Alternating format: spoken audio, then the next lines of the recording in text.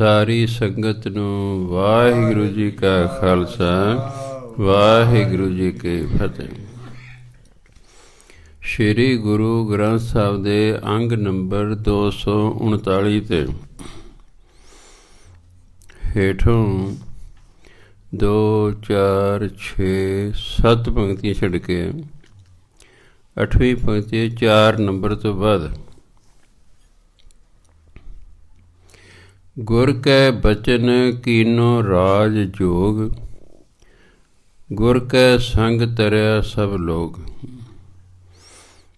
ਜਿਹੜੇ ਗੁਰੂ ਦੇ ਉਪਦੇਸ਼ 'ਤੇ ਚੱਲਿਆ ਉਹਨੇ ਰਾਜ ਯੋਗ ਕੀਤਾ। ਰਾਜ ਯੋਗ ਹੁੰਦਾ ਗ੍ਰਸਥ ਵਿੱਚ ਰਹਿ ਕੇ ਪਰਮਾਤਮਾ ਨਾਲ ਜੁੜੇ ਰਹਿਣਾ, ਇਹਨੂੰ ਰਾਜ ਯੋਗ ਕਹਿੰਦੇ। ਉਹ ਬੰਦਾ ਜਿਹੜਾ ਗ੍ਰਸਥ ਵਿੱਚ ਰਹਿ ਰਿਹਾ ਅਤੇ ਰੱਬ ਨਾਲ ਜੁੜਿਆ ਹੋਇਆ ਹੈ ਉਹਨੂੰ ਰਾਜ ਯੋਗੀ ਕਹਿੰਦੇ ਨੇ, ਉਹ ਰਾਜ ਯੋਗ ਹੈ।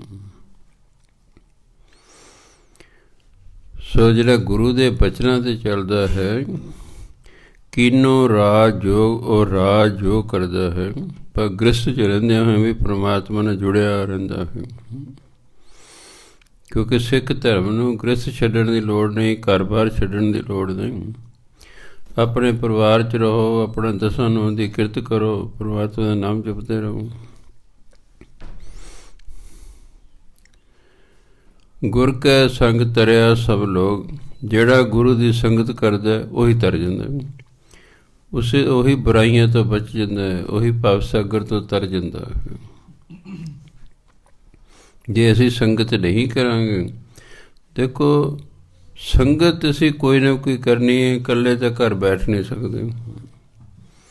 ਲੜਕੇ ਨੇ ਉਹਨਾਂ ਦੇ ਆਪਣੀਆਂ ਦੋਸਤੀਆਂ ਹੁੰਦੀਆਂ ਨੇ, ਲੜਕੀਆਂ ਨੇ ਉਹਨਾਂ ਦੀਆਂ ਆਪਣੀਆਂ ਸਹੇਲੀਆਂ ਹੁੰਦੀਆਂ ਨੇ। ਇਕੱਲਾ ਬੰਦਾ ਨਹੀਂ ਰਹਿ ਸਕਦਾ ਹੁੰਦਾ। ਸਾਧੂ ਵੀ ਇਕੱਲੇ ਨਹੀਂ ਰਹਿੰਦੇ ਹੁੰਦੇ, ਉਹ ਵੀ ਗਰੁੱਪ ਬਣਾ ਕੇ ਰਹਿੰਦੇ ਹਨ। ਕਿਉਂਕਿ ਇਕੱਲੇ ਲਈ ਰਹਿਣਾ ਬਹੁਤ ਮੁਸ਼ਕਿਲ ਹੁੰਦਾ ਹੈ। ਇਕੱਲਾ ਕੋਈ ਵੀ ਬੰਦਾ ਆਪਣੀਆਂ ਸਾਰੀਆਂ ਲੋੜਾਂ ਪੂਰੀਆਂ ਨਹੀਂ ਕਰ ਸਕਦਾ, ਇਸ ਲਈ ਉਹ ਗਰੁੱਪ 'ਚ ਰਹਿੰਦਾ ਹੈ। ਤਾਂ ਹੀ ਮਨੁੱਖ ਨੂੰ ਸੋਸ਼ਲ ਕਿਹਾ ਹੈ। ਇਸ ਲਈ ਗੁਰੂ ਦੀ ਜਿਹੜਾ ਵੀ ਸੰਗਤ ਕਰਦਾ ਹੈ, ਕਿਉਂਕਿ ਜੇ ਅਸੀਂ ਗੁਰੂ ਦੀ ਸੰਗਤ ਨਹੀਂ ਕਰਾਂਗੇ, ਦੋ ਹੀ ਸੰਗਤਾਂ ਨੇ ਗੁਰਬਾਣੀ 'ਚ, ਇੱਕ ਸਤ ਸੰਗਤ ਹੈ, ਇੱਕ ਉਕ ਸੰਗਤ ਹੈ, ਤੀਜੀ ਤਾਂ ਕੋਈ ਸੰਗਤ ਗਿਣੀ ਨਹੀਂ ਗਈ। ਸਤ ਸੰਗਤ ਹੈ, ਗੁਰੂ ਦੀ ਸੰਗਤ ਹੈ, ਬਾਕੀ ਫਿਰ ਕੁਸੰਗਤ ਹੈ। ਅਤੇ ਜਿਹੜਾ ਇੱਕ ਵਾਰੀ ਕੁਸੰਗਤ 'ਚ ਜਾਣ ਲੱਗ ਗਿਆ ਉਹਦੀ ਜ਼ਿੰਦਗੀ ਬਰਬਾਦ ਹੋ ਜਾਂਦੀ ਹੈ। ਤਾਂ ਕਹਿੰਦੇ ਜਿਹੜੇ ਜਿਸ ਨੇ ਗੁਰੂ ਦੀ ਸੰਗਤ ਕੀਤੀ ਉਹੀ ਬੁਰਾਈਆਂ ਤੋਂ ਬਚ ਗਿਆ, ਉਹੀ ਤਰ ਗਿਆ। ਗੁਰ ਕੈ ਬਚਨ ਮੇਰੇ ਕਾਰਜ ਸਿੱਧ, ਗੁਰ ਕੈ ਬਚਨ ਪਾਇਆ ਨੌ ਨਿਧ। ਗੁਰੂ ਦੇ ਉਪਦੇਸ਼ 'ਚ ਚੱਲ ਕੇ ਕਦੇ ਮੇਰੇ ਕਾਰਜ ਸਿੱਧ ਹੋ ਗਏ, ਕਾਰਜ ਰਾਸ ਹੋ ਗਏ। ਕਿਉਂਕਿ ਜੋ ਵੀ ਪਰਮਾਤਮਾ ਦਾ ਸਿਮਰਨ ਕਰਦਾ ਹੈ, ਪਰਮਾਤਮਾ ਦੇ ਕਾਰਜ ਰਾਸ ਕਰ ਦਿੰਦਾ ਹੈ।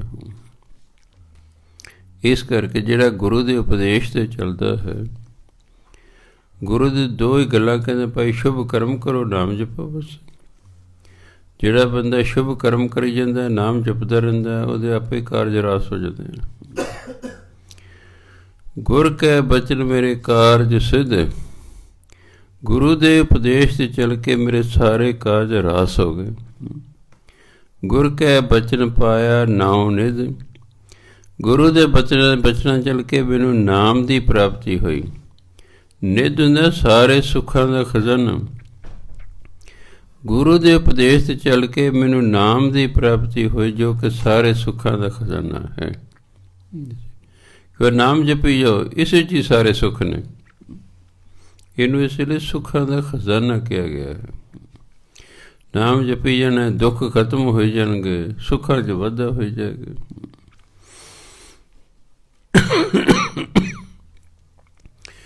ਜਿਨ ਜਿਨ ਕੀਨੀ ਮੇਰੇ ਗੁਰ ਕੀ ਆਸਾ, ਤਿਸ ਕੀ ਕਟਿਆ ਜਮ ਕੀ ਫਾਂਸਾ। ਇਹ ਫਾਸਾ ਨਹੀਂ ਪੜ੍ਹਨਾ, ਫਾਂਸੀ ਹੁੰਦਾ। ਹਿੰਦੀ ਦਾ ਸ਼ਬਦ ਹੈ ਫਾਂਸ, ਰੱਸੀ ਦਾ ਫੰਦਾ ਬਣਾਇਆ ਹੁੰਦਾ ਇੱਕ, ਉਹਨੂੰ ਕਹਿੰਦੇ ਫਾਂਸ। ਫਾਂਸ ਤੋਂ ਬਣੇ ਫਾਂਸੀ, ਫਲਾਣੇ ਬੰਦੇ ਨੇ ਫਾਂਸੀ ਚੜਾਤਾ, ਗਾਲ 'ਚ ਰੱਸੀ ਦਾ ਬਣਾ ਕੇ ਗੋਲਦਾ ਰਾਜਾ ਉਹ ਪਾ ਦਿੰਦੇ ਗਾਲ 'ਚ, ਇਸ ਲਈ ਇਹਨੂੰ ਫਾਂਸ ਫਾਂਸਾ। ਤਿਸ ਕੀ ਕਟੀਐ ਜਮ ਕੀ ਫਾਂਸ, ਉਹਦੀ ਜਮਾਂ ਦੀ ਫਾਹੀ ਕੱਟੀ ਜਾਂਦੀ ਹੈ, ਉਹਨੂੰ ਜਮਾਂ ਦੀ ਫਾਹੀ ਨਹੀਂ ਪੈਂਦੀ। ਕਿਉਂ ਗੁਰਬਾਣੀ ਕਹਿੰਦੇ ਜਮ ਸੰਗਲ ਲੈ ਕੇ ਵੀ ਆਉਂਦੇ ਨੇ, ਗਲ ਸੰਗਲ ਘੱਤ 'ਚ ਲਾਇਆ, ਘੱਤ ਹੁੰਦਾ ਪਾ ਕੇ, ਗਲ 'ਚ ਸੰਗਲ ਪਾ ਕੇ ਜਮਦੂਤ ਲੈ ਜਾ ਕੇ, ਇੱਕ ਅੱਗੋਂ ਫੜ ਲੈਣ, ਦੂਜਾ ਮਗਰੋਂ ਠੇਂਗਾ ਹੁੰਦਾ ਉਹਨਾਂ ਕੋਲ, 14 ਕਿਲੋ ਭਾਰਾ ਡੰਡਾ ਹੁੰਦਾ ਜਿਹਦੇ ਮਗਰੋਂ ਕੁੱਟਦੇ ਨੇ, ਅੱਗੋਂ ਨੇ ਸੰਗਲ ਗਲ 'ਚ ਪਾਇਆ ਹੁੰਦਾ। ਇਸ ਲਈ ਕਹਿੰਦੇ ਜਿਸ ਨੇ ਵੀ ਗੁਰੂ 'ਤੇ ਆਸ ਰੱਖੀ, ਕੋਈ ਤਾਂ ਕਿਸੇ ਲੀਡਰ 'ਤੇ ਆਸ ਰੱਖਦਾ ਹੈ, ਕੋਈ ਕਿਸੇ ਰਿਸ਼ਤੇਦਾਰ 'ਤੇ ਆਸ ਰੱਖਦਾ ਹੈ, ਕੋਈ ਕਹਿੰਦਾ ਮੈਂ ਪੈਸੇ ਦੇ ਕੇ ਆਪਣਾ ਕੰਮ ਕਰਾ ਲੂੰ, ਕੋਈ ਕਹਿੰਦਾ ਸਿਫਾਰਿਸ਼ ਲਾ ਲੂੰ, ਕਈ ਸਿਰਫ ਅਤੇ ਸਿਰਫ ਗੁਰੂ ਨੂੰ ਬੇਨਤੀ ਕਰਦੇ ਨੇ ਬਸ, ਵੀ ਸੱਚੇ ਪਾਤਸ਼ਾਹ ਤੇਰੇ ਤੋਂ ਬਿਨਾਂ ਮੇਰਾ ਕੋਈ ਨਹੀਂ ਹੈ, ਤੂੰ ਹੀ ਮੇਰੇ ਕਾਰਜ ਰਾਸ ਕਰ ਰਹੇ ਨੇ। ਉੱਪਰੋਂ ਉੱਪਰੋਂ ਨਹੀਂ, ਉਹ ਦਿਲੋਂ ਕਹਿੰਦੇ ਨੇ, ਉਹ ਦਿਲੋਂ ਕਹਿੰਦੇ ਨੇ। ਜਿਨ ਜਿਨ ਜਿਸ ਜਿਸ ਨੇ ਵੀ ਮੇਰੇ ਗੁਰੂ 'ਤੇ ਆਸ ਰੱਖੀ, ਤਿਸ ਕੀ ਕਟੀਆ ਜਮ ਕੀ ਫਾਂਸ, ਗੁਰੂ ਨੇ ਉਹਦੀ ਜਮਾਂ ਦੀ ਫਾਹੀ ਕੱਢ ਦਿੱਤੀ। ਗੁਰ ਕੈ ਬਚਨ ਜਾਗਿਆ ਮੇਰਾ ਕਰਮ, ਗੁਰੂ ਦੇ ਉਪਦੇਸ਼ ਨਾਲ ਮੇਰੇ ਭਾਗ ਜਾਗ ਪਏ। ਗੁਰਬਾਣੀ ਭਾਗ ਉਦਮ ਲੱਭਦੇ ਮਾਇਆ, ਜਦੋਂ ਭਾਗ ਜਾਗਦੇ ਨੇ ਫਿਰ ਮਾਇਆ ਮਿਲਦੀ ਹੈ, ਬੰਦਾ ਅਮੀਰ ਹੋ ਜਾਂਦਾ ਹੈ। ਕਈ ਵਾਰੀ ਕੁਝ ਗੱਲਾਂ ਕਿਸਮਤ 'ਚ ਲਿਖੀ ਹੁੰਦੀਆਂ ਨੇ, ਪਰ ਭਾਗਾਂ ਨੂੰ ਜਗਾਉਣਾ ਪੈਂਦਾ ਹੈ। ਤੀਸਰੇ ਪਾਤਸ਼ਾਹ ਦੇ ਭਾਗਾਂ 'ਚ ਲਿਖਿਆ ਸੀ ਗੁਰੂ ਬਣਨਾ, ਪਰ ਉਹਨਾਂ ਨੂੰ ਇਸ ਗੱਲ ਦਾ ਪਤਾ ਨਹੀਂ ਸੀ। ਉਹ ਹੋਰ ਯਤਨ ਕਰਦੇ ਰਹੇ। ਅੰਬਾਲੇ ਦੇ ਕੋਲ ਇੱਕ ਪਿੰਡ ਸੀ ਜਿੱਥੇ ਆ ਕੇ ਉਹ ਠਹਿਰੇ, ਗੰਗਾ ਦੇ ਦਰਸ਼ਨ ਕਰਕੇ ਵਾਪਸ ਆਏ। ਉੱਥੇ ਜਿਹੜਾ ਪੰਡਤ ਸੀ, ਪੰਡਤ ਸਾਰੇ ਜੋਤਸ਼ੀ ਹੁੰਦੇ ਨੇ, ਉਹਨੇ ਗੁਰੂ ਮਹਾਰਾਜ ਦੇ ਚਰਨਾਂ ਵੱਲ ਵੇਖਿਆ, ਉਹਨੇ ਮੱਥਾ ਟੇਕਦਾ, ਗੁਰੂ ਮਹਾਰਾਜ ਜਾਗ ਪਏ, ਕਹਿੰਦੇ ਭਾਈ ਪੰਡਤ ਜੀ ਮੱਥਾ ਤੇ ਮੈਂ ਤੁਹਾਨੂੰ ਟੇਕਣਾ ਸੀ, ਤੁਸੀਂ ਮੈਨੂੰ ਟੇਕੀ ਜਾਂਦੇ ਹੋ। ਕਹਿੰਦੇ ਬਜ਼ੁਰਗੋ ਤੁਹਾਡੇ ਚਰਨਾਂ 'ਚ ਨਾ ਪਦਮ ਹੈ, ਇਹ ਪਦਮ ਜਿਹੜਾ ਹੈ ਜਾਂ ਤਾਂ ਚੱਕਰਵਰਤੀ ਰਾਜਾ ਜਿਹੜਾ ਬਹੁਤ ਵੱਡਾ ਰਾਜਾ ਹੁੰਦਾ ਹੈ ਉਹਦੇ ਚਰਨਾਂ 'ਚ ਹੁੰਦਾ, ਜਾਂ ਜਿਹੜਾ ਬਹੁਤ ਵੱਡਾ ਸਾਧੂ ਹੋਵੇ ਉਹਦੇ ਚਰਨਾਂ 'ਚ ਹੁੰਦਾ। ਤੁਹਾਡਾ ਪਹਿਰਾਵਾ ਵੇਖ ਕੇ ਮੈਂ ਕਿਹਾ ਵੀ ਇਹ ਰਾਜਾ ਤਾਂ ਕੋਈ ਹੈ ਨਹੀਂ, ਇਹ ਤਾਂ ਕੋਈ ਮਹਾਤਮਾ ਹੈ, ਮੈਂ ਇਸ ਲਈ ਤੁਹਾਡੇ ਚਰਨਾਂ 'ਤੇ ਮੱਥਾ ਟੇਕਿਆ। ਉਦੋਂ ਆਪ ਜੀ ਗੁਰੂ ਨਹੀਂ ਸਨ ਬਣਨ। ਬਾਬਾ ਅਮਰਦਾਸ ਜੀ ਪੰਡਤ ਜੀ ਨੂੰ ਕਹਿੰਦੇ ਦੇਖ ਭਰਾਵਾ, ਨਾ ਮੈਂ ਕੋਈ ਚੱਕਰਵਰਤੀ ਰਾਜਾ ਅਤੇ ਨਾ ਮੈਂ ਕੋਈ ਸਾਧ। ਉਹ ਬੜਾ ਹੈਰਾਨ ਹੋਇਆ ਵੀ ਕਿਵੇਂ ਹੋ ਸਕਦਾ। ਹਰ ਬੰਦੇ ਨੂੰ ਆਪਣੇ ਗਿਆਨ 'ਤੇ ਮਾਣ ਹੁੰਦਾ ਹੈ, ਵੀ ਪੈਰ 'ਚ ਪਦਮ ਹੋਵੇ ਅਤੇ ਉਹ ਫਿਰ ਇੱਕ ਸਧਾਰਨ ਬੰਦਾ ਕਿਵੇਂ ਹੋ ਸਕਦਾ ਹੈ। ਗੱਲਾਂ ਬਾਤਾਂ ਲਾਗੇ ਕਰਨ, ਗੱਲਾਂ ਬਾਤਾਂ ਕਰਦਿਆਂ ਪੰਡਿਤ ਨੂੰ ਪਤਾ ਲੱਗਾ ਕਿ ਬਾਬਾ ਅਮਰਦਾਸ ਜੀ ਨਿਗੁਰੇ ਹਨ। ਕਹਿੰਦਾ ਓਹੋ ਬਜ਼ੁਰਗੋ, ਤੁਹਾਡੇ ਭਾਗਾਂ 'ਚ ਬਹੁਤ ਵੱਡਾ ਸਾਧੂ ਬਣਨਾ ਲਿਖਿਆ ਹੋਇਆ, ਤੁਸੀਂ ਗੁਰੂ ਧਾਰਨ ਕਰ ਲਓ, ਤੁਹਾਡੇ ਭਾਗ ਜਾਗ ਪੈਣਗੇ। ਅਤੇ ਫਿਰ ਤੀਸਰੇ ਪਾਤਸ਼ਾਹ ਨੇ ਗੁਰੂ ਅੰਗਦ ਦੇਵ ਮਹਾਰਾਜ ਨੂੰ ਗੁਰੂ ਧਾਰਨ ਕੀਤਾ, ਸਮਾਂ ਪਾ ਕੇ ਆਪ ਗੁਰੂ ਬਣ ਗਏ। ਭਾਗ ਜਗਾਉਣੇ ਪੈਂਦੇ ਨੇ,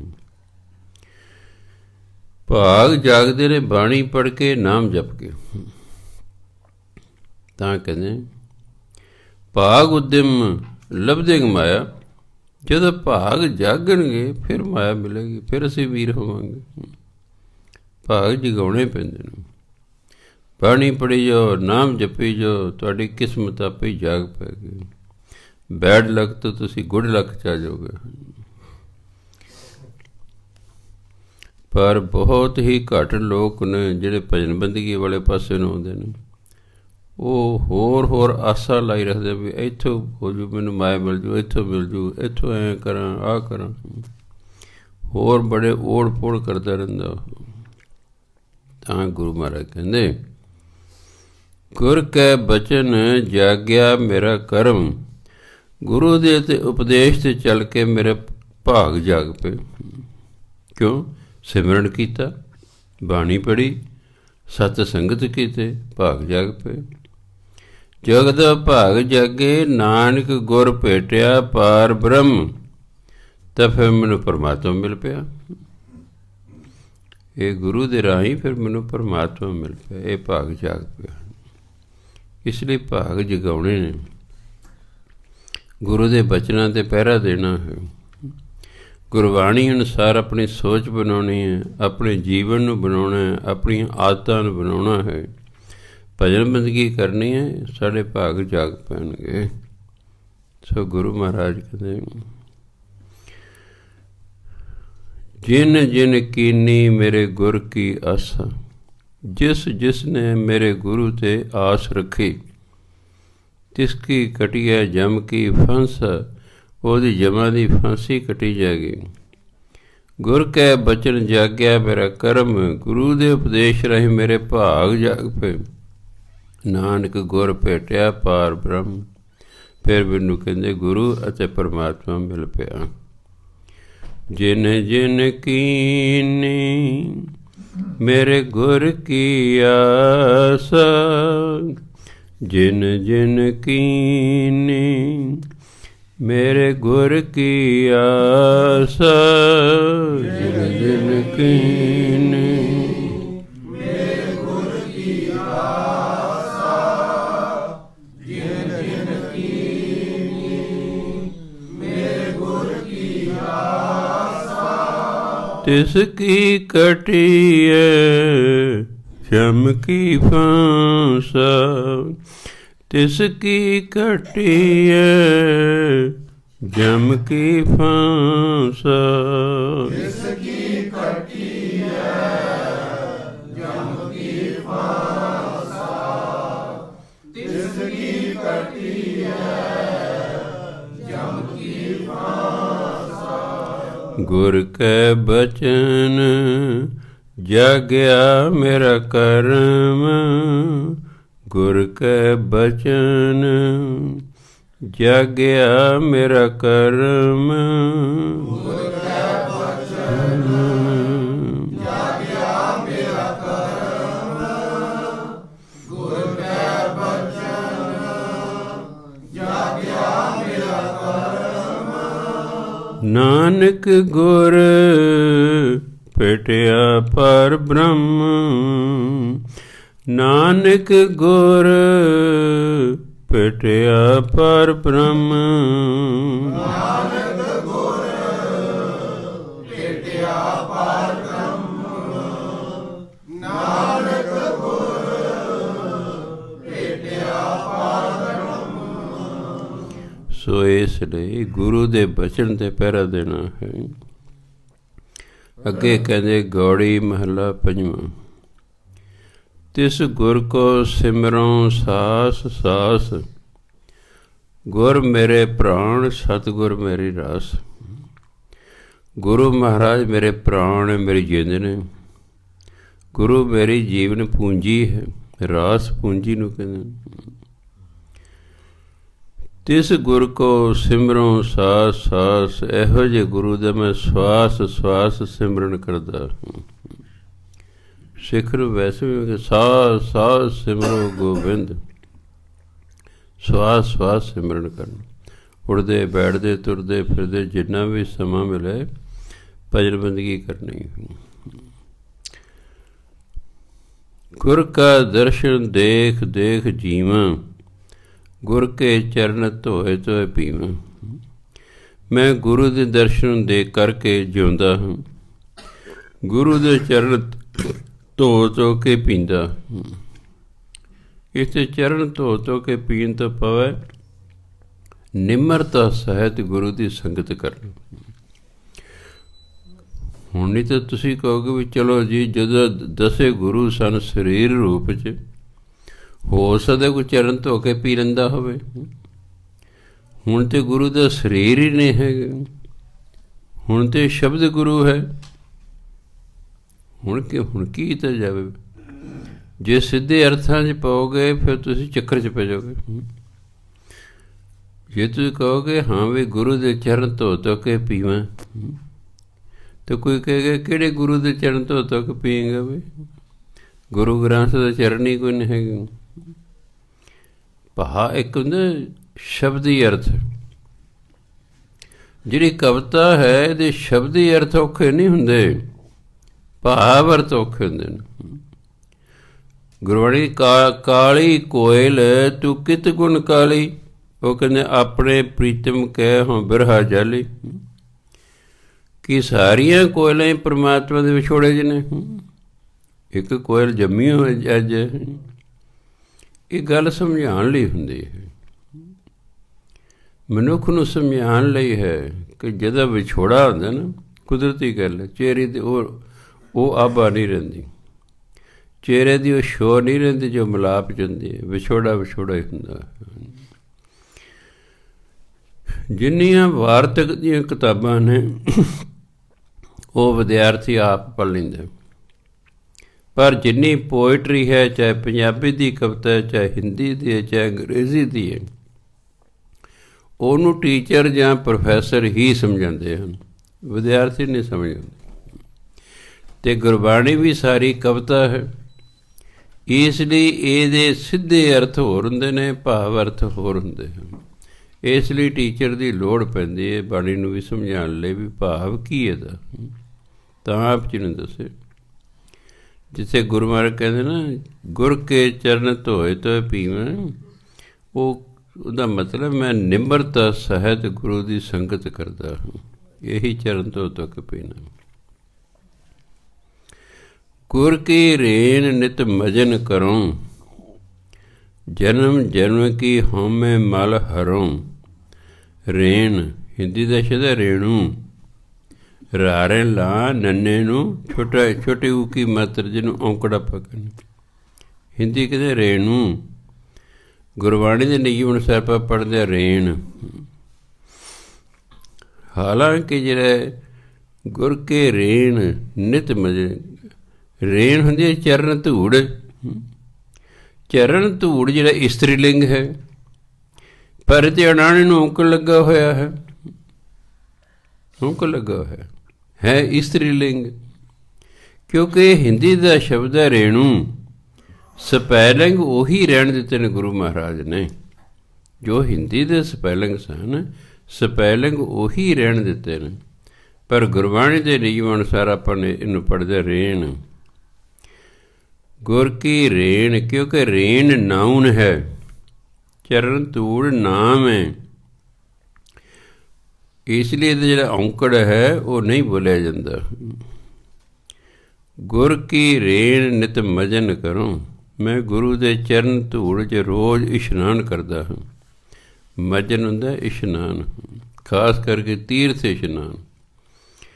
ਗੁਰੂ ਦੇ ਚਰਨ ਧੂੜ 'ਚ ਮੈਂ ਰੋਜ਼ ਇਸ਼ਨਾਨ ਕਰਦਾ ਹਾਂ।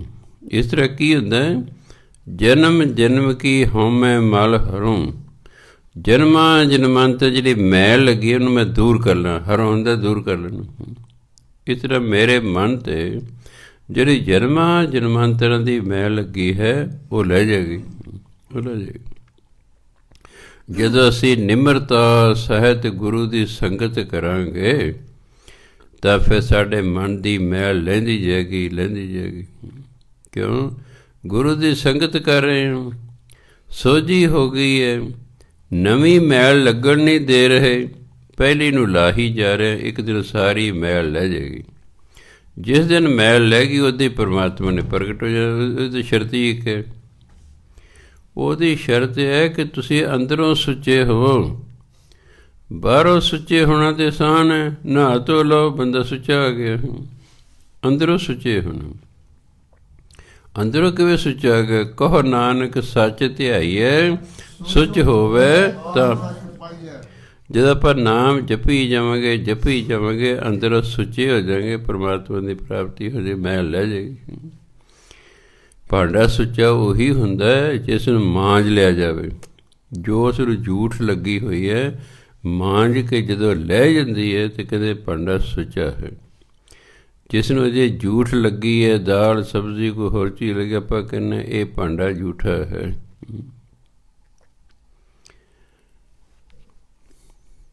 ਗੁਰ ਕੀ ਰੇਣ ਨਿਤ ਮਜਨ ਕਰੂੰ, ਜਨਮ ਜਨਮ ਕੀ ਹਉਮੈ ਮਲ ਹਰੂੰ। ਗੁਰੂ ਦੀ ਚਰਨ ਧੂੜ 'ਚ ਰੋਜ਼ ਇਸ਼ਨਾਨ ਕਰਨ ਨਾਲ ਜਨਮਾਂ ਜਨਮੰਤ ਦੇ ਹੰਕਾਰ ਦੀ ਜਿਹੜੀ ਮੈਲ ਹੈ ਉਹ ਲੈ ਜਾਂਦੀ ਹੈ। ਤਿਸ ਗੁਰ ਕੋ ਚੂਲਾਵੋ ਪਾਖਾ, ਮਹਾਂ ਅਗਨ ਤੇ ਹਾਥ ਦੇ ਰੱਖ। ਉਸ ਗੁਰੂ ਨੂੰ ਕਹਿੰਦੇ ਮੈਂ ਪੱਖਾ ਝੱਲਾਂਗਾ, ਮਹਾਂ ਅਗਨ ਤੇ ਹਾਥ ਦੇ ਰੱਖ। ਮਹਾਂ ਅਗਨ ਤ੍ਰਿਸ਼ਨਾਵਾਂ ਦੀ ਅੱਗ ਨੂੰ ਮਹਾਂ ਅਗਨ ਕਿਹਾ। ਕਾਮ ਕ੍ਰੋਧ ਲੋਭ ਮੋਹ ਅਹੰਕਾਰ ਬੁਰਾਈਆਂ ਨੂੰ ਵੀ ਮਹਾਂ ਅਗਨੀ ਕਿਹਾ ਗਿਆ, ਕਿਉਂਕਿ ਗੁਰੂ ਨੇ ਇਸ ਮਹਾਨ ਅਗਨੀ ਤੋਂ ਹੱਥ ਦੇ ਕੇ ਮੇਰੀ ਰੱਖਿਆ ਕੀਤੀ। ਮੈਨੂੰ ਕਾਮ ਕ੍ਰੋਧ ਲੋਭ ਮੋਹ ਅਹੰਕਾਰ ਤੋਂ ਬਚਾ ਕੇ ਰੱਖਿਆ। ਇਸ ਲਈ ਮੈਂ ਇਹੋ ਜਿਹੇ ਗੁਰੂ ਨੂੰ ਪੱਖਾ ਝੱਲਦਾ, ਸੇਵਾ ਕਰਦਾ। ਪਹਿਲਾਂ ਆ ਪੱਖੇ ਨਹੀਂ ਸਨ ਹੁੰਦੇ, ਬਿਜਲੀ ਦੇ ਹੱਥ ਨਾਲ ਝੱਲੇ ਜਾਂਦੇ ਸਨ। ਸੰਗਤ ਦੇ ਵਿੱਚ ਜੇ ਸੰਗਤ ਬੈਠੀ ਹੁੰਦੀ ਸੀ, ਵੱਡੇ ਵੱਡੇ ਪੱਖੇ ਹੁੰਦੇ ਸਨ। ਉਹ ਜਿਹੜਾ ਕੋਈ ਨਾ ਕੋਈ ਦੋ ਚਾਰ ਗੁਰੂ ਪਿਆਰੇ ਖੜ੍ਹੇ ਜਾਂਦੇ ਸਨ, ਸੰਗਤ ਨੂੰ ਪੱਖਾ ਝੱਲਿਆ ਕਰਦੇ ਸਨ ਵੀ ਗਰਮੀ ਨਾ ਲੱਗੇ। ਅੱਜ ਦੀਆਂ ਸਹੂਲਤਾਂ ਪਹਿਲਾਂ ਨਹੀਂ ਸਨ ਹੁੰਦੀਆਂ।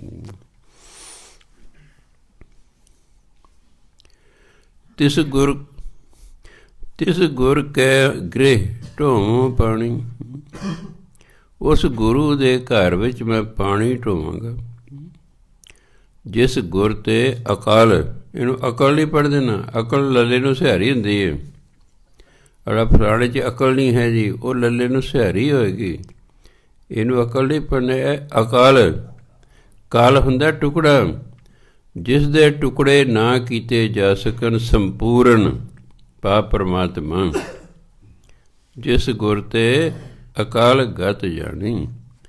ਜਿਸ ਗੁਰੂ ਤੋਂ ਮੈਨੂੰ ਪਰਮਾਤਮਾ ਬਾਰੇ ਪਤਾ ਲੱਗਾ ਹੈ, ਇਹੋ ਜਿਹੇ ਗੁਰੂ ਦੇ ਮੈਂ ਕਹਿੰਦਾ ਘਰ ਪਾਣੀ ਢੋਵਾਂਗਾ, ਸੇਵਾ ਕਰਾਂਗਾ। ਜੇ ਮੈਨੂੰ ਯਾਦ ਹੈ, ਚੌਥੀ ਪੰਜਵੀਂ ਪੜ੍ਹਦਾ ਸੀ, ਭਰਾ ਨੇ ਮੈਨੂੰ ਦੂਜੀ ਜਮਾਤ 'ਚ ਕਿਹਾ ਸੀ ਵੀ ਟੀਚਰ ਮਾਂ ਪਿਓ ਨੂੰ ਕਿਸੇ ਗੱਲ ਤੋਂ ਨਾ ਨਹੀਂ ਕਰਨੀ ਹੈ, ਜੋ ਕਹਿਣ ਉਹ ਕਰ ਦੇਣਾ। ਟੀਚਰ ਜੋ ਕਹੇ ਉਹ ਕਰ ਦੇਣਾ ਹੈ, ਨਾ ਨਹੀਂ ਕਰਨੀ ਹੈਗੀ।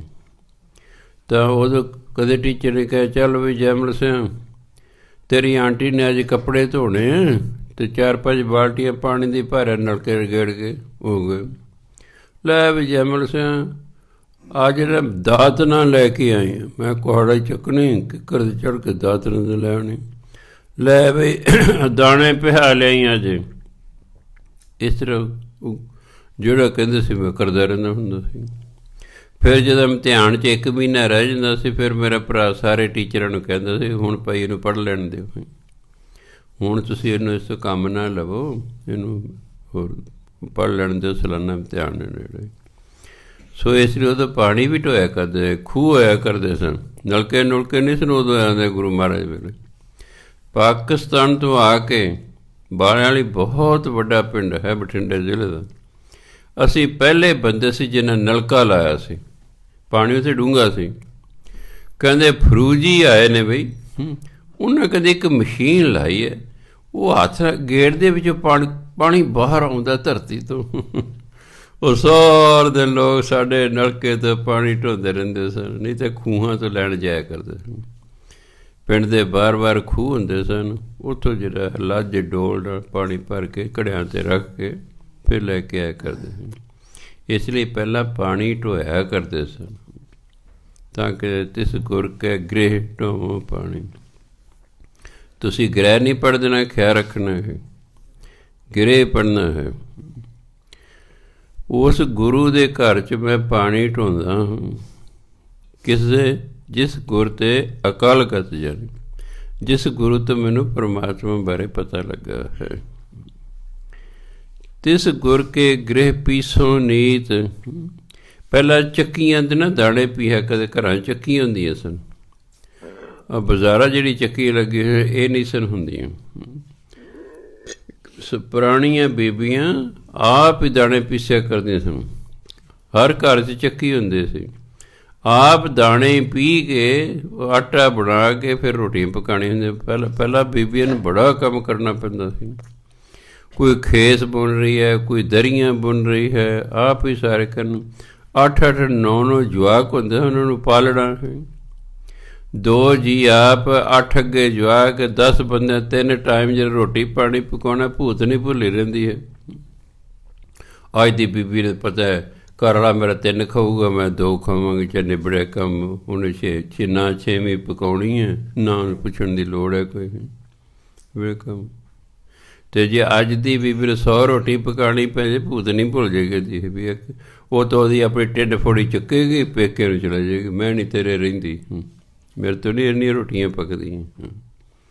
ਦੇਖ ਲੈ, ਤਜਰਬਾ ਕਰਨਾ। ਤੀਜੇ ਦਿਨ ਤੁਹਾਡੀ ਘਰ ਨਾ ਘਰ ਵਾਲਾ ਭੱਜ ਗਿਆ। ਹਾਂਜੀ, ਪੁਰਾਣੀਆਂ ਬੀਬੀਆਂ ਦੇ ਬਹੁਤ ਜ਼ਿਆਦਾ ਕੰਮ ਕਰਨਾ ਪੈਂਦਾ ਸੀ।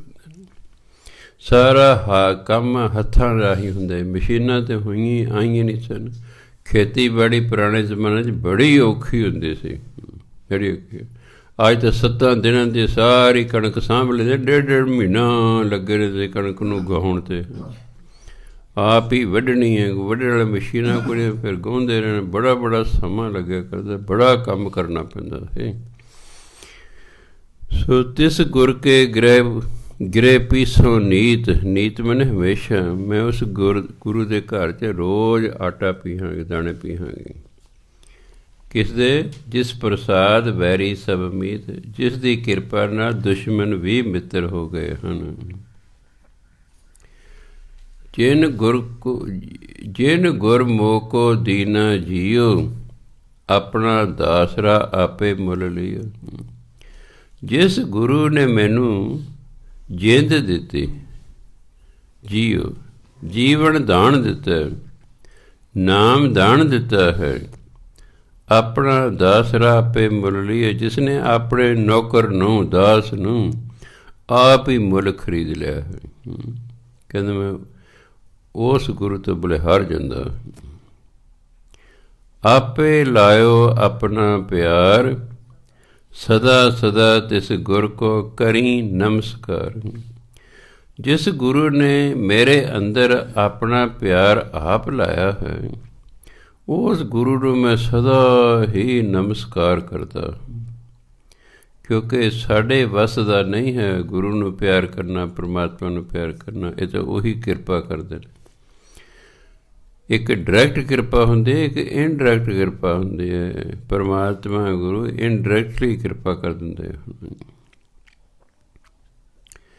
ਕਲ ਕਲੇਸ਼ ਪੈ ਭਰਮ ਦੁਖ ਲੱਥ, ਕਹੋ ਨਾਨਕ ਮੇਰਾ ਗੁਰ ਸਮਰੱਥ। ਮੇਰਾ ਗੁਰੂ ਸਮਰੱਥ ਹੈ। ਉਸ ਨੇ ਮੇਰੇ ਅੰਦਰ ਜੋ ਕਲਾ ਕਲੇਸ਼ ਸੀ ਉਹ ਖਤਮ ਕਰਤੇ, ਜੋ ਮੇਰੇ ਅੰਦਰ ਭੈ ਡਰ ਸੀ ਉਹ ਖਤਮ ਕਰਤਾ, ਜੋ ਭਰਮ ਸੀ ਉਹ ਖਤਮ ਕਰਤਾ, ਜਿਹੜਾ ਮੈਨੂੰ ਕੋਈ ਦੁੱਖ ਸੀ ਉਹ ਲਾਤਾ ਉਹ ਵੀ ਖਤਮ ਕਰਤਾ। ਕਿਉਂਕਿ ਮੇਰਾ ਗੁਰੂ ਜਿਹੜਾ ਸਮਰੱਥ ਹੈ, ਉਹ ਇਹ ਸਭ ਕੁਝ ਕਰ ਸਕਦਾ ਹੈ। ਕਹਿੰਦੇ ਇਹੋ ਜਿਹੇ ਗੁਰੂ ਨੂੰ ਫਿਰ ਮੈਂ ਨਮਸਕਾਰ ਕਰਦਾ ਹਾਂ। ਕਾਲ ਕਲੇਸ਼ ਪੈ ਪਰਮ ਦੁਖ ਲਾਥਾ, ਕਾਲ ਕਲੇਸ਼ ਪੈ ਪਰਮ ਦੁਖ ਲਾਥਾ, ਕਾਲ ਕਲੇਸ਼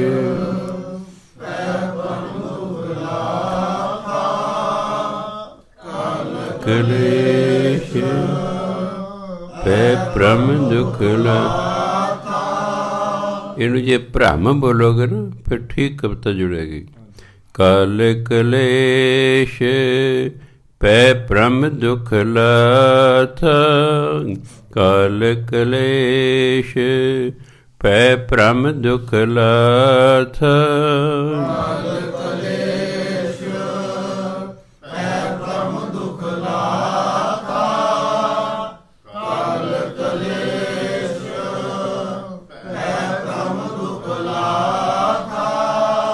ਕਹੋ ਨਾਨਕ ਮੇਰਾ ਗੁਰ ਸਮਰਾਥਾ, ਕਹੋ ਨਾਨਕ ਮੇਰਾ ਗੁਰ ਸਮਰਾਥਾ।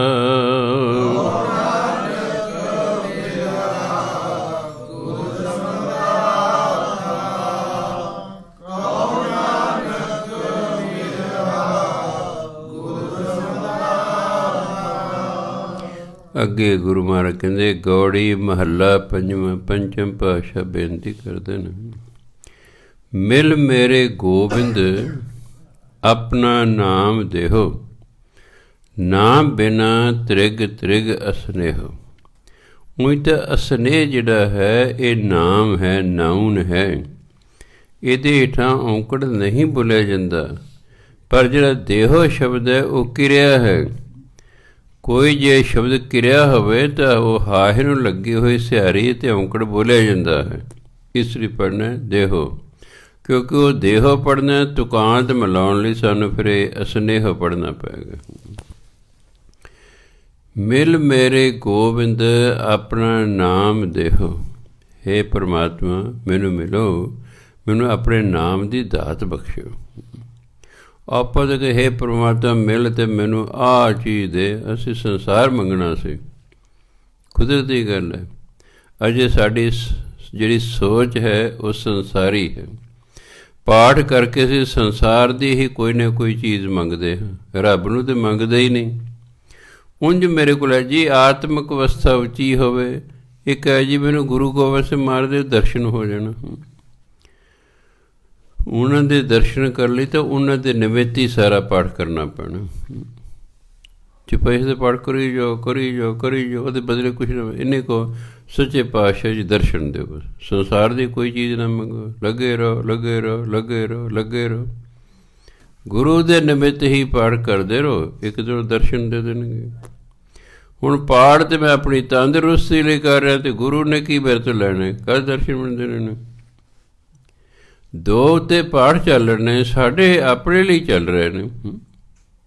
ਅਸੀਂ ਕਿਸੇ ਗੁਰੂ ਦਾ ਦਿਨ ਨਹੀਂ ਮਨਾ ਰਹੇ।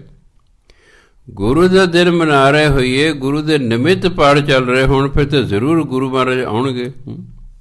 ਪਾਠ ਸਾਡੇ ਆਪਣੇ ਲਈ, ਸਾਨੂੰ ਤੰਦਰੁਸਤੀ ਦਿਓ, ਮੈਨੂੰ ਤੰਦਰੁਸਤੀ ਦਿਓ, ਪਾਠੀਆਂ ਨੂੰ ਤੰਦਰੁਸਤੀ ਦਿਓ। ਉਹ ਕਹਿੰਦੇ ਚੰਗਾ ਭਾਈ, ਅਸੀਂ ਕੀ ਲੈਣਾ ਇੱਥੇ ਆ ਕੇ। ਦੇਖੋ ਆਪਾਂ ਗੁਰੂ ਮਹਾਰਾਜ ਦਾ ਪ੍ਰਕਾਸ਼ ਦਿਹਾੜਾ ਜਾਂ ਕੋਈ ਸ਼ਹੀਦੀ ਦਿਹਾੜਾ ਮਨਾਵਾਂਗੇ, ਫਿਰ ਹੀ ਉਹ ਆਉਣਗੇ ਨਾਲ, ਕਹਿੰਦਾ ਹਾਂ ਭਾਈ ਸਾਡਾ ਦਿਨ ਮਨਾ ਰਿਹਾ, ਚਲੋ ਚੱਲੀਏ ਬਈ, ਚੱਲੀਏ। ਇਸ ਕਰਕੇ ਫਿਰ ਜੇ ਉਹਦਾ ਦਿਨ ਮਨਾਉਣਾ, ਬਸ ਫਿਰ ਉਹਦਾ ਹੀ ਦਿਨ ਮਨਾਉਣਾ, ਫਿਰ ਆਪਣੇ ਲਈ ਨਹੀਂ ਮੰਗਣਾ ਸੀ। ਫਿਰ ਉਹ ਤਾਂ ਬਹਾਨਾ, ਗੁਰੂ ਦਾ ਤਾਂ ਇੱਕ ਬਹਾਨਾ ਹੈ, ਮੰਗਦਾ ਆਪਣੇ ਲਈ ਆ। ਫਿਰ ਕੁਛ ਨਾ ਮੰਗੋ। ਗੁਰੂ ਮਹਾਰਾਜ ਦਾ ਦਿਹਾੜਾ ਮਨਾਇਆ, ਅਖੰਡ ਪਾਠ ਕੀਤਾ, ਸਹਿਜ ਪਾਠ ਕੀਤਾ। ਇਹ ਸੱਚੇ ਪਾਤਸ਼ਾਹ ਆਪਣੇ ਦਰ 'ਤੇ ਪਾਠ ਪ੍ਰਵਾਨ ਕਰੋ, ਬਸ। ਫਿਰ ਦੇਖੋ ਗੁਰੂ ਹੀ ਗੁਰੂ, ਸਾਧੂ ਹੀ ਸਾਧੂ ਆ ਜਾਣਗੇ। ਫਿਰ ਅੱਗੇ ਹੀ ਰੌਣਕ। ਅਸੀਂ ਜਿਹੜਾ ਹੈ ਫਿਰ ਆਪਣੇ ਲਈ ਮੰਗ ਲੈਂਦੇ। ਉਹ ਤਾਂ ਬੱਚੇ ਦਾ ਪੱਜ, ਮਾਂ ਦਾ ਰਜ। ਪੱਜ ਹੁੰਦਾ ਬਹਾਨਾ, ਪਾਕਿਸਤਾਨੀ ਸ਼ਬਦ ਹੈ ਪੱਜ, ਬਹਾਨਾ। ਬਹਾਨਾ ਬੱਚੇ ਦਾ ਵੀ ਹਾਂ ਇਹਨੂੰ ਆਹ ਚੀਜ਼ ਚਾਹੀਦੀ ਹੈ। ਖਾਣਾ ਬੱਚੇ ਨੇ ਕੀ ਖਾਣਾ ਹੁੰਦਾ, ਆਪ ਹੀ ਮਾਂ ਨੇ ਖਾਣਾ ਹੁੰਦਾ। ਫਿਰ ਕਹਾਵਤ ਬਣ ਗਈ। ਅਸੀਂ ਵੀ ਪੱਜ ਗੁਰੂ ਦਾ ਅਤੇ ਰਾਜਾ ਆਪਣਾ। ਇਸ ਲਈ ਉਹ ਆਉਂਦੇ ਨਹੀਂ ਹੈਗੇ। ਉਹ ਫਿਰ ਵੀ ਕਹਿੰਦੇ ਚਲ ਕੋਈ ਨਹੀਂ, ਦਿਨ 'ਤੇ ਮੇਰਾ ਮਨਾ ਰਹੇ ਨੇ, ਭਾਵੇਂ ਆਪਣੇ ਲਈ ਹੀ ਮੰਗ ਰਹੇ ਨੇ, ਹੈ ਤਾਂ ਮੇਰੇ ਨਾਂ ਦਾ ਹੀ ਕਰ ਰਹੇ ਨੇ। ਉਹ ਕੋਈ ਨਾ ਕੋਈ ਗੇੜਾ ਕਦੇ ਲਾ ਜਾਂਦੇ ਨੇ। ਜੇ ਬਾਈ ਚਾਂਸ ਆਪਾਂ ਜੋ ਵੀ ਸਹਿਜ ਪਾਠ ਕੀਤਾ, ਅਖੰਡ ਪਾਠ ਕੀਤਾ, ਹੇ ਸੱਚੇ ਪਾਤਸ਼ਾਹ ਅਖੰਡ ਪਾਠ ਕੀਤਾ ਗਿਆ, ਧੰਨ ਧੰਨ ਗੁਰੂ ਤੇਗ ਬਹਾਦਰ ਜੀ ਮਹਾਰਾਜ ਆਪ ਜੀ ਦੇ ਸ਼ਹੀਦੀ ਦਿਹਾੜੇ ਦੇ ਸੰਬੰਧ ਵਿੱਚ ਅਖੰਡ ਪਾਠ ਕੀਤਾ ਗਿਆ ਹੈ। ਇਸ ਨੂੰ ਆਪਣੇ ਦਰ 'ਤੇ ਪ੍ਰਵਾਨ ਕਰੋ, ਬਸ। ਹੋਰ ਕੁਛ ਨਹੀਂ ਮੰਗਣਾ। ਫਿਰ ਦੇਖਿਓ, ਫਿਰ ਆਤਮਿਕ ਤਰੱਕੀ ਵੀ ਹੋਵੇਗੀ ਅਤੇ ਸਭ ਕੁਛ ਹੋਵੇਗਾ। ਫਿਰ ਅਗਲੇ ਕਹਿੰਦੇ ਹਾਂ ਭਾਈ 48 ਘੰਟੇ ਬਾਣੀ ਮੇਰੇ ਲਈ ਪੜ੍ਹੀ ਹੈ, ਆਪਣੇ ਲਈ ਨਹੀਂ ਪੜ੍ਹੀ, ਮੇਰੇ ਲਈ ਪੜ੍ਹੀ। ਸੋ ਤਾਂ ਗੁਰੂ ਮਹਾਰਾਜ ਕਹਿੰਦੇ ਮਿਲ ਮੇਰੇ ਗੋਬਿੰਦ ਆਪਣਾ ਨਾਮ ਦੇਹੋ, ਨਾਮ ਬਿਨਾ ਤ੍ਰਿਗ ਤ੍ਰਿਗ ਅਸਨੇਹੋ। ਨਾਮ ਤੋਂ ਬਿਨਾਂ ਜਿਹੜਾ ਅਸਨੇਹ ਹੁੰਦਾ ਪਿਆਰ, ਅਸਲ ਸ਼ਬਦ ਹੈ ਹਿੰਦੀ ਦਾ ਸਨੇਹ, ਅੱਧਾ ਸੱਸਾ ਨੰਨੇ ਲਾਂ ਹਾਹਾ ਸਨੇਹ। ਗੁਰਬਾਣੀ ਦੇ ਵਿੱਚ ਹਿੰਦੀ ਦੇ ਜਿੰਨੇ ਵੀ ਅੱਧੇ ਅੱਖਰ ਨਾਲ ਸ਼ੁਰੂ ਹੁੰਦੇ ਨੇ ਉਸ ਤੋਂ ਪਹਿਲਾਂ ਆੜਾ ਲੱਗਦਾ। ਗੁਰਬਾਣੀ 'ਚ ਅਸਨੇਹ ਹੋ ਗਿਆ। ਉਦੋਂ ਛੋਟਾ ਹੈ ਸਨੇਹ, ਉਦੋਂ ਛੋਟਾ ਹੈ ਨੇਹ। ਲੱਗਾ ਹਾਏ ਨੂੰ ਔਂਕੜ ਹੁੰਦਾ ਕਈ ਵਾਰੀ, ਉਹਨੂੰ ਨੇਹੋਂ ਨਹੀਂ ਪੜ੍ਹਨਾ ਹੈਗਾ ਨੇਹ। ਸਨੇਹ ਅਸਨੇਹ ਤਿੰਨ ਦਾ ਮੀਨਿੰਗ ਇੱਕੋ ਹੈ, ਪਿਆਰ।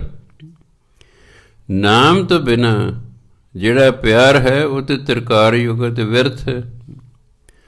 ਨਾਮ ਜਪਦੇ ਨਹੀਂ ਤੇ ਕਹਿੰਦੇ ਗੁਰੂ ਨੂੰ ਪਿਆਰ ਕਰਦੇ ਹੋ, ਕਹਿੰਦੇ ਮੇਰਾ ਨਾਮ ਤੇ ਜਪਦੇ ਨਹੀਂ ਤੁਸੀਂ, ਮੈਨੂੰ ਕਹਦਾ ਪਿਆਰ ਕਰਦੇ ਹੋ। ਨਾਮ ਜਪਣਾ ਹੀ ਪਿਆਰ ਕਰਨਾ ਹੈ, ਵਾਹਿਗੁਰੂ ਵਾਹਿਗੁਰੂ ਕਰਨਾ ਹੀ ਪਰਮਾਤਮਾ ਨੂੰ ਪਿਆਰ ਕਰਨਾ ਹੈ, ਬਾਣੀ ਪੜ੍ਹਨਾ ਹੀ ਗੁਰੂ ਨੂੰ ਪਿਆਰ ਕਰਨਾ ਹੈ। ਇਸ ਲਈ ਕਹਿੰਦੇ ਹੇ ਪਰਮਾਤਮਾ ਮੈਨੂੰ ਆਪਣੇ ਨਾਮ ਦੀ ਦਾਤ ਬਖਸ਼, ਕਿਉਂਕਿ ਨਾਮ ਤੋਂ ਬਿਨਾਂ ਜਿਹੜਾ ਪਿਆਰ ਹੈ ਉਹ ਤਾਂ ਵਿਅਰਥ ਹੈ। ਫਿਰ ਅੱਗੇ ਕਹਿੰਦੇ ਨਾਮ ਬਿਨਾ ਜੋ ਪਹਿਰੈ ਖਾਏ। ਨਾਮ ਤੋਂ ਬਿਨਾਂ, ਨਾਮ ਜਪਦਾ ਨਹੀਂ, ਉਂਝ ਕੱਪੜੇ ਪਾ ਰਿਹਾ, ਖਾ ਪੀ ਰਿਹਾ ਹੈ।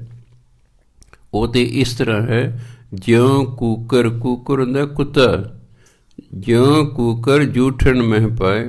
ਜਿਵੇਂ ਕੁੱਤਾ ਜੂਠੇ ਭਾਂਡੇ 'ਚ ਮੂੰਹ ਮਾਰਦਾ ਹੈ, ਜਿਵੇਂ ਕੁੱਤਾ ਜੂਠੇ ਭਾਂਡੇ 'ਚ ਮੂੰਹ ਮਾਰਦਾ ਰਹਿੰਦਾ ਹੈ, ਇਸ ਤਰ੍ਹਾਂ ਜਿਹੜਾ ਨਾਮ ਨਹੀਂ ਜਪਦਾ ਅਤੇ ਖਾ ਪੀ ਰਿਹਾ ਹੈ ਉਹ ਤਾਂ ਕੋਈ ਕੁੱਤੇ ਦੀ ਤਰ੍ਹਾਂ ਹੈ। ਐਂ ਸਮਝੋ ਜੂਠੇ ਭਾਂਡੇ ਮੂੰਹ ਮਾਰ ਰਿਹਾ ਹੈ। ਦੇਖੋ ਕਿਸੇ ਨੂੰ ਕੁੱਤਾ ਕਹਿਣਾ, ਆਪਾਂ ਕਿਸੇ ਨੂੰ ਕਹਿ ਕੇ ਦਿਖਾਈ ਕੁੱਤਾ, ਨਾ ਧੌਣ ਫੜ ਲਿਆ ਆਪਾਂ ਨੂੰ। ਇਹ ਤਾਂ ਗੁਰੂ ਮਹਾਰਾਜ ਨੇ ਕਿਹਾ, ਉਹਨਾਂ ਸਿੱਧਾ ਨਹੀਂ ਕਿਹਾ ਤੁਸੀਂ ਕੁੱਤੇ ਹੋ, ਤੁਸੀਂ ਨਾਮ ਨਹੀਂ, ਤੁਸੀਂ ਕੁੱਤੇ ਹੋ ਨਹੀਂ, ਕਿ ਤੁਸੀਂ ਕੁੱਤਿਆਂ ਵਰਗੇ ਹੋ। ਕਿਸੇ ਨੇ ਕਿਹਾ ਤੂੰ ਫਲਾਣੇ ਵਰਗਾ ਹੈ, ਉਹ ਥੋੜ੍ਹੀ ਹੋਰ ਗੱਲ ਹੁੰਦੀ, ਤੂੰ ਫਲਾਣਾ ਹੈ, ਤੂੰ ਕੁੱਤਾ ਹੈ, ਇਹ ਹੋਰ ਗੱਲ ਹੈ। ਤੇਰਾ ਯਾਰ ਸੁਭਾਅ ਕੁੱਤਿਆਂ ਵਰਗਾ ਹੈ, ਇਹ ਹੋਰ ਥੋੜ੍ਹੇ ਹੋਰ ਹੈ, ਇਹ ਥੋੜ੍ਹਾ ਬਚਾਇਆ ਆਪਣਾ, ਇਹ ਸਕਿਨ ਸੇਫ ਹੈ ਥੋੜ੍ਹੀ। ਗੱਲ ਉਹੀ ਹੈ, ਗੱਲ ਉਹੀ ਹੈ। ਪਿਤਾ ਜੀ ਉਹੀ ਅਰਥ ਹੈ ਨਾ, ਫਾਦਰ ਉਹੀ ਅਰਥ ਹੈ, ਬਾਪੂ ਉਹੀ ਅਰਥ ਹੈ। ਉਹ ਆ ਤੇਰੀ ਮਾਂ ਦਾ ਖਸਮ ਆ ਰਿਹਾ, ਜੇ ਹਾਲਾਂਕਿ ਕਿਉਂਕਿ ਬੋਲਣ ਦਾ ਚੱਜ ਨਹੀਂ ਹੈ, ਹਾਲਾਂਕਿ ਅਰਥ ਤਾਂ ਉਹੀ ਹੈ। ਤੇਰਾ ਬਾਪੂ ਆ ਰਿਹਾ ਹੈ, ਉਹ ਵੀ ਉਹੀ ਅਰਥ ਹੈ। ਤੇਰੀ ਮਾਂ ਦਾ ਖਸਮ ਆ ਰਿਹਾ, ਅਰਥ ਤਾਂ ਉਹੀ ਹੈ, ਪਰ ਦੋਨਾਂ ਦੇ ਵਿੱਚ ਜ਼ਮੀਨ ਅਸਮਾਨ ਦਾ ਫਰਕ ਹੈ।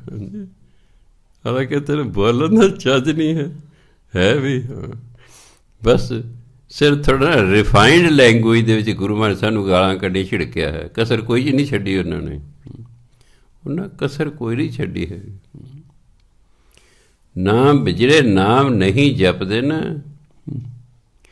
ਅਤੇ ਖਾ ਪੀ ਰਹੇ ਨੇ, ਕੱਪੜੇ ਪਹਿਨ ਰਹੇ ਨੇ, ਉਹ ਤਾਂ ਉਹਨਾਂ ਕੁੱਤਿਆਂ ਵਰਗੇ ਹਨ ਜਿਹੜੇ ਜੂਠੇ ਭਾਂਡੇ 'ਚ ਮੂੰਹ ਮਾਰਦੇ ਰਹਿੰਦੇ ਹਨ।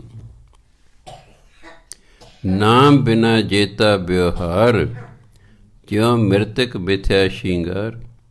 ਨਾਮ ਤੋਂ ਬਿਨਾਂ ਜਿੰਨਾ ਵੀ ਵਿਵਹਾਰ ਕੀਤਾ ਜਾ ਰਿਹਾ ਹੈ ਉਹ ਤਾਂ ਐ ਮ੍ਰਿਤਕ ਹੁੰਦਾ, ਮੁਰਦਾ। ਜਿਵੇਂ ਮੁਰਦੇ ਨੂੰ ਸ਼ਿੰਗਾਰ, ਹਾਰ ਸ਼ਿੰਗਾਰ ਕਰੀ ਅਤੇ ਵਿਰਥ ਹੈ ਨਾ, ਉਹ ਤਾਂ ਵਿਰਥ, ਮਿਥਿਆ ਮੈਨੂੰ ਵਿਰਥ। ਮੁਰਦੇ ਨੂੰ ਕੀਤਾ ਹੋਇਆ ਹਾਰ ਸ਼ਿੰਗਾਰ ਜਿਵੇਂ ਵਿਅਰਥ ਹੁੰਦਾ ਹੈ, ਇਸ ਤਰ੍ਹਾਂ ਨਾਮ ਤੋਂ ਬਿਨਾਂ ਜਿਹੜਾ ਵੀ ਅਸੀਂ ਕੰਮ ਕਰਦੇ ਹੋ ਵਿਅਰਥ ਹੈ ਕਹਿੰਦੇ ਹਾਂ। ਸੋ ਨਾਮ ਜਪਣਾ ਪਹਿਲਾ, ਬਾਕੀ ਸੰਸਾਰਕ ਕੰਮ ਬਾਅਦ 'ਚ ਨੇ। ਤਾਂ ਸਿੱਖ ਨੂੰ ਕਹਿ ਕਰ ਇਸ਼ਨਾਨ ਸਿਮਰ ਪ੍ਰਭ ਆਪਣਾ, ਮਨ ਤਨ ਭੈ ਰੁਕ। ਭਾਈ ਗੁਰਦਾਸ ਜੀ ਕਹਿੰਦੇ ਨੇ ਸਵੇਰੇ ਉੱਠ ਕੇ ਨਾਮ ਜਪੋ, ਜਦੋਂ ਦਿਨ ਚੜ੍ਹ ਜੇ ਫਿਰ ਗੁਰਦੁਆਰੇ ਜਾਓ, ਉੱਥੇ ਕੀਰਤਨ ਸੁਣੋ, ਬਾਣੀ ਸੁਣੋ। ਭਾ ਪਹਿਲਾਂ ਅਸੀਂ ਸਿਮਰਨ ਕਰਨਾ ਉੱਠ ਕੇ, ਫਿਰ ਨਿਤਨੇਮ ਕਰਨਾ। ਪਹਿਲਾਂ ਸਿਮਰਨ ਕਰਨਾ ਨਹਾ ਧੋ ਕੇ, ਫਿਰ ਨਿਤਨੇਮ ਕਰਨਾ ਹੈ। ਉਹਨਾਂ ਕਿਉਂ ਲਿਖਿਆ ਫਿਰ ਬਾਣੀ ਪੜ੍ਹਨੀ ਹੈ? ਵੀ ਸਿਮਰਨ ਕਰਦੇ ਕਰਦੇ ਦਿਨ ਚੜ੍ਹ ਜਾਏਗਾ ਅਤੇ ਉਦੋਂ ਕਿਹੜਾ ਹੁਣ ਦੀ ਤਰ੍ਹਾਂ ਲੈਂਪ ਹੁੰਦੇ ਸਨ, ਮਿੱਟੀ ਦੇ ਦੀਵੇ ਹੁੰਦੇ ਸਨ, ਵੀ ਹਨੇਰਾ ਹੋਊਗਾ, ਦਿਨ ਚੜ੍ਹ ਜਾਏਗਾ, ਚਾਨਣ ਦੇ ਵਿੱਚ ਆਪਣੀ ਫਿਰ ਬਾਣੀ ਪੜ੍ਹ ਲੈਣਗੇ।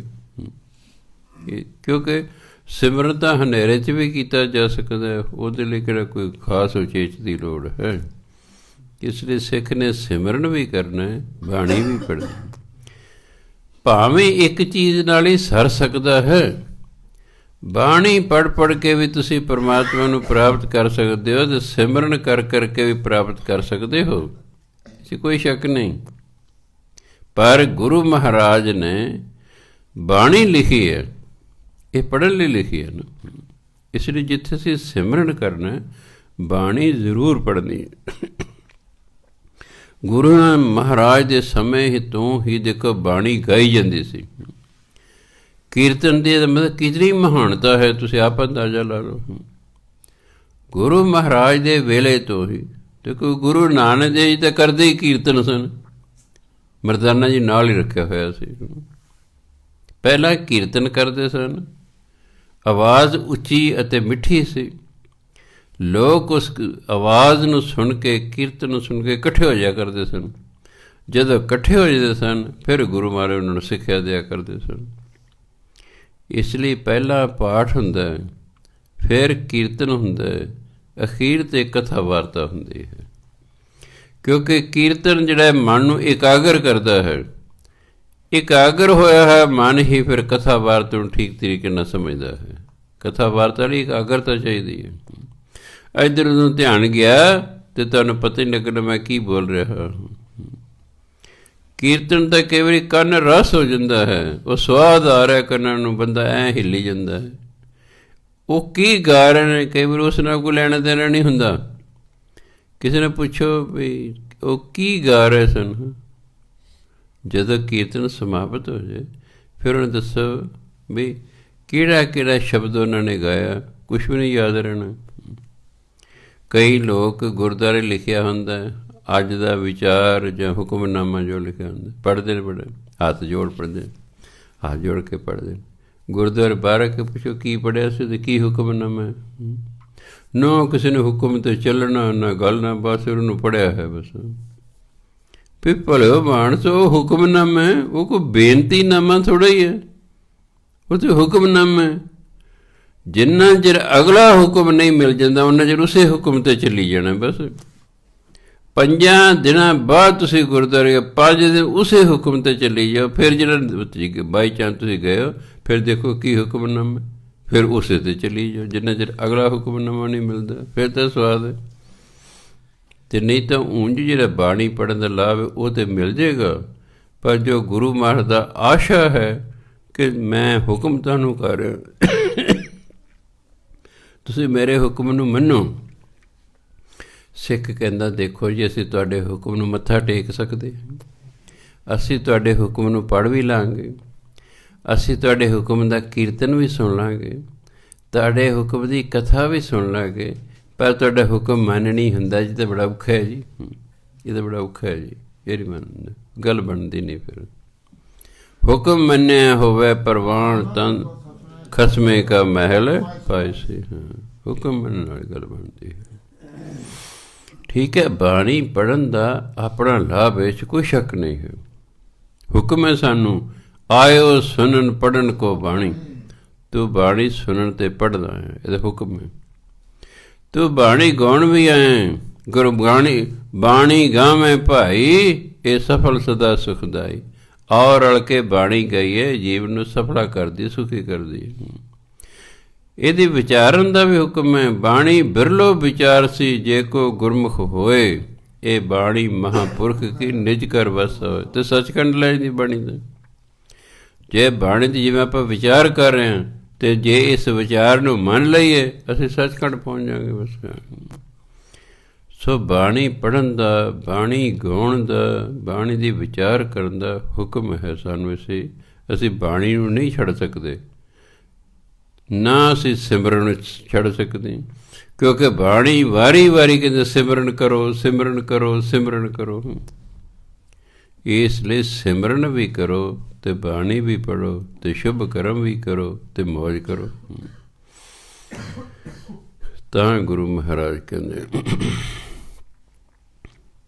ਨਾਮ ਵਿਸਾਰ ਕਰੇ ਰਸ ਭੋਗ, ਸੁਖ ਸੁਪਨੇ ਨਹੀਂ ਤਨ ਮੈਂ ਰੋਗ। ਨਾਮ ਨੂੰ ਵਿਸਾਰ ਕੇ ਜਿਹੜਾ ਸਵਾਦਲੇ ਭੋਜਨ ਖਾਂਦਾ ਰਹਿੰਦਾ ਹੈ, ਰਸਦਾਇਕ ਭੋਜਨ ਖਾਂਦਾ ਹੈ, ਉਹਨੂੰ ਤਾਂ ਸੁਪਨੇ 'ਚ ਵੀ ਸੁੱਖ ਨਹੀਂ ਮਿਲਦਾ। ਕਿਉਂ?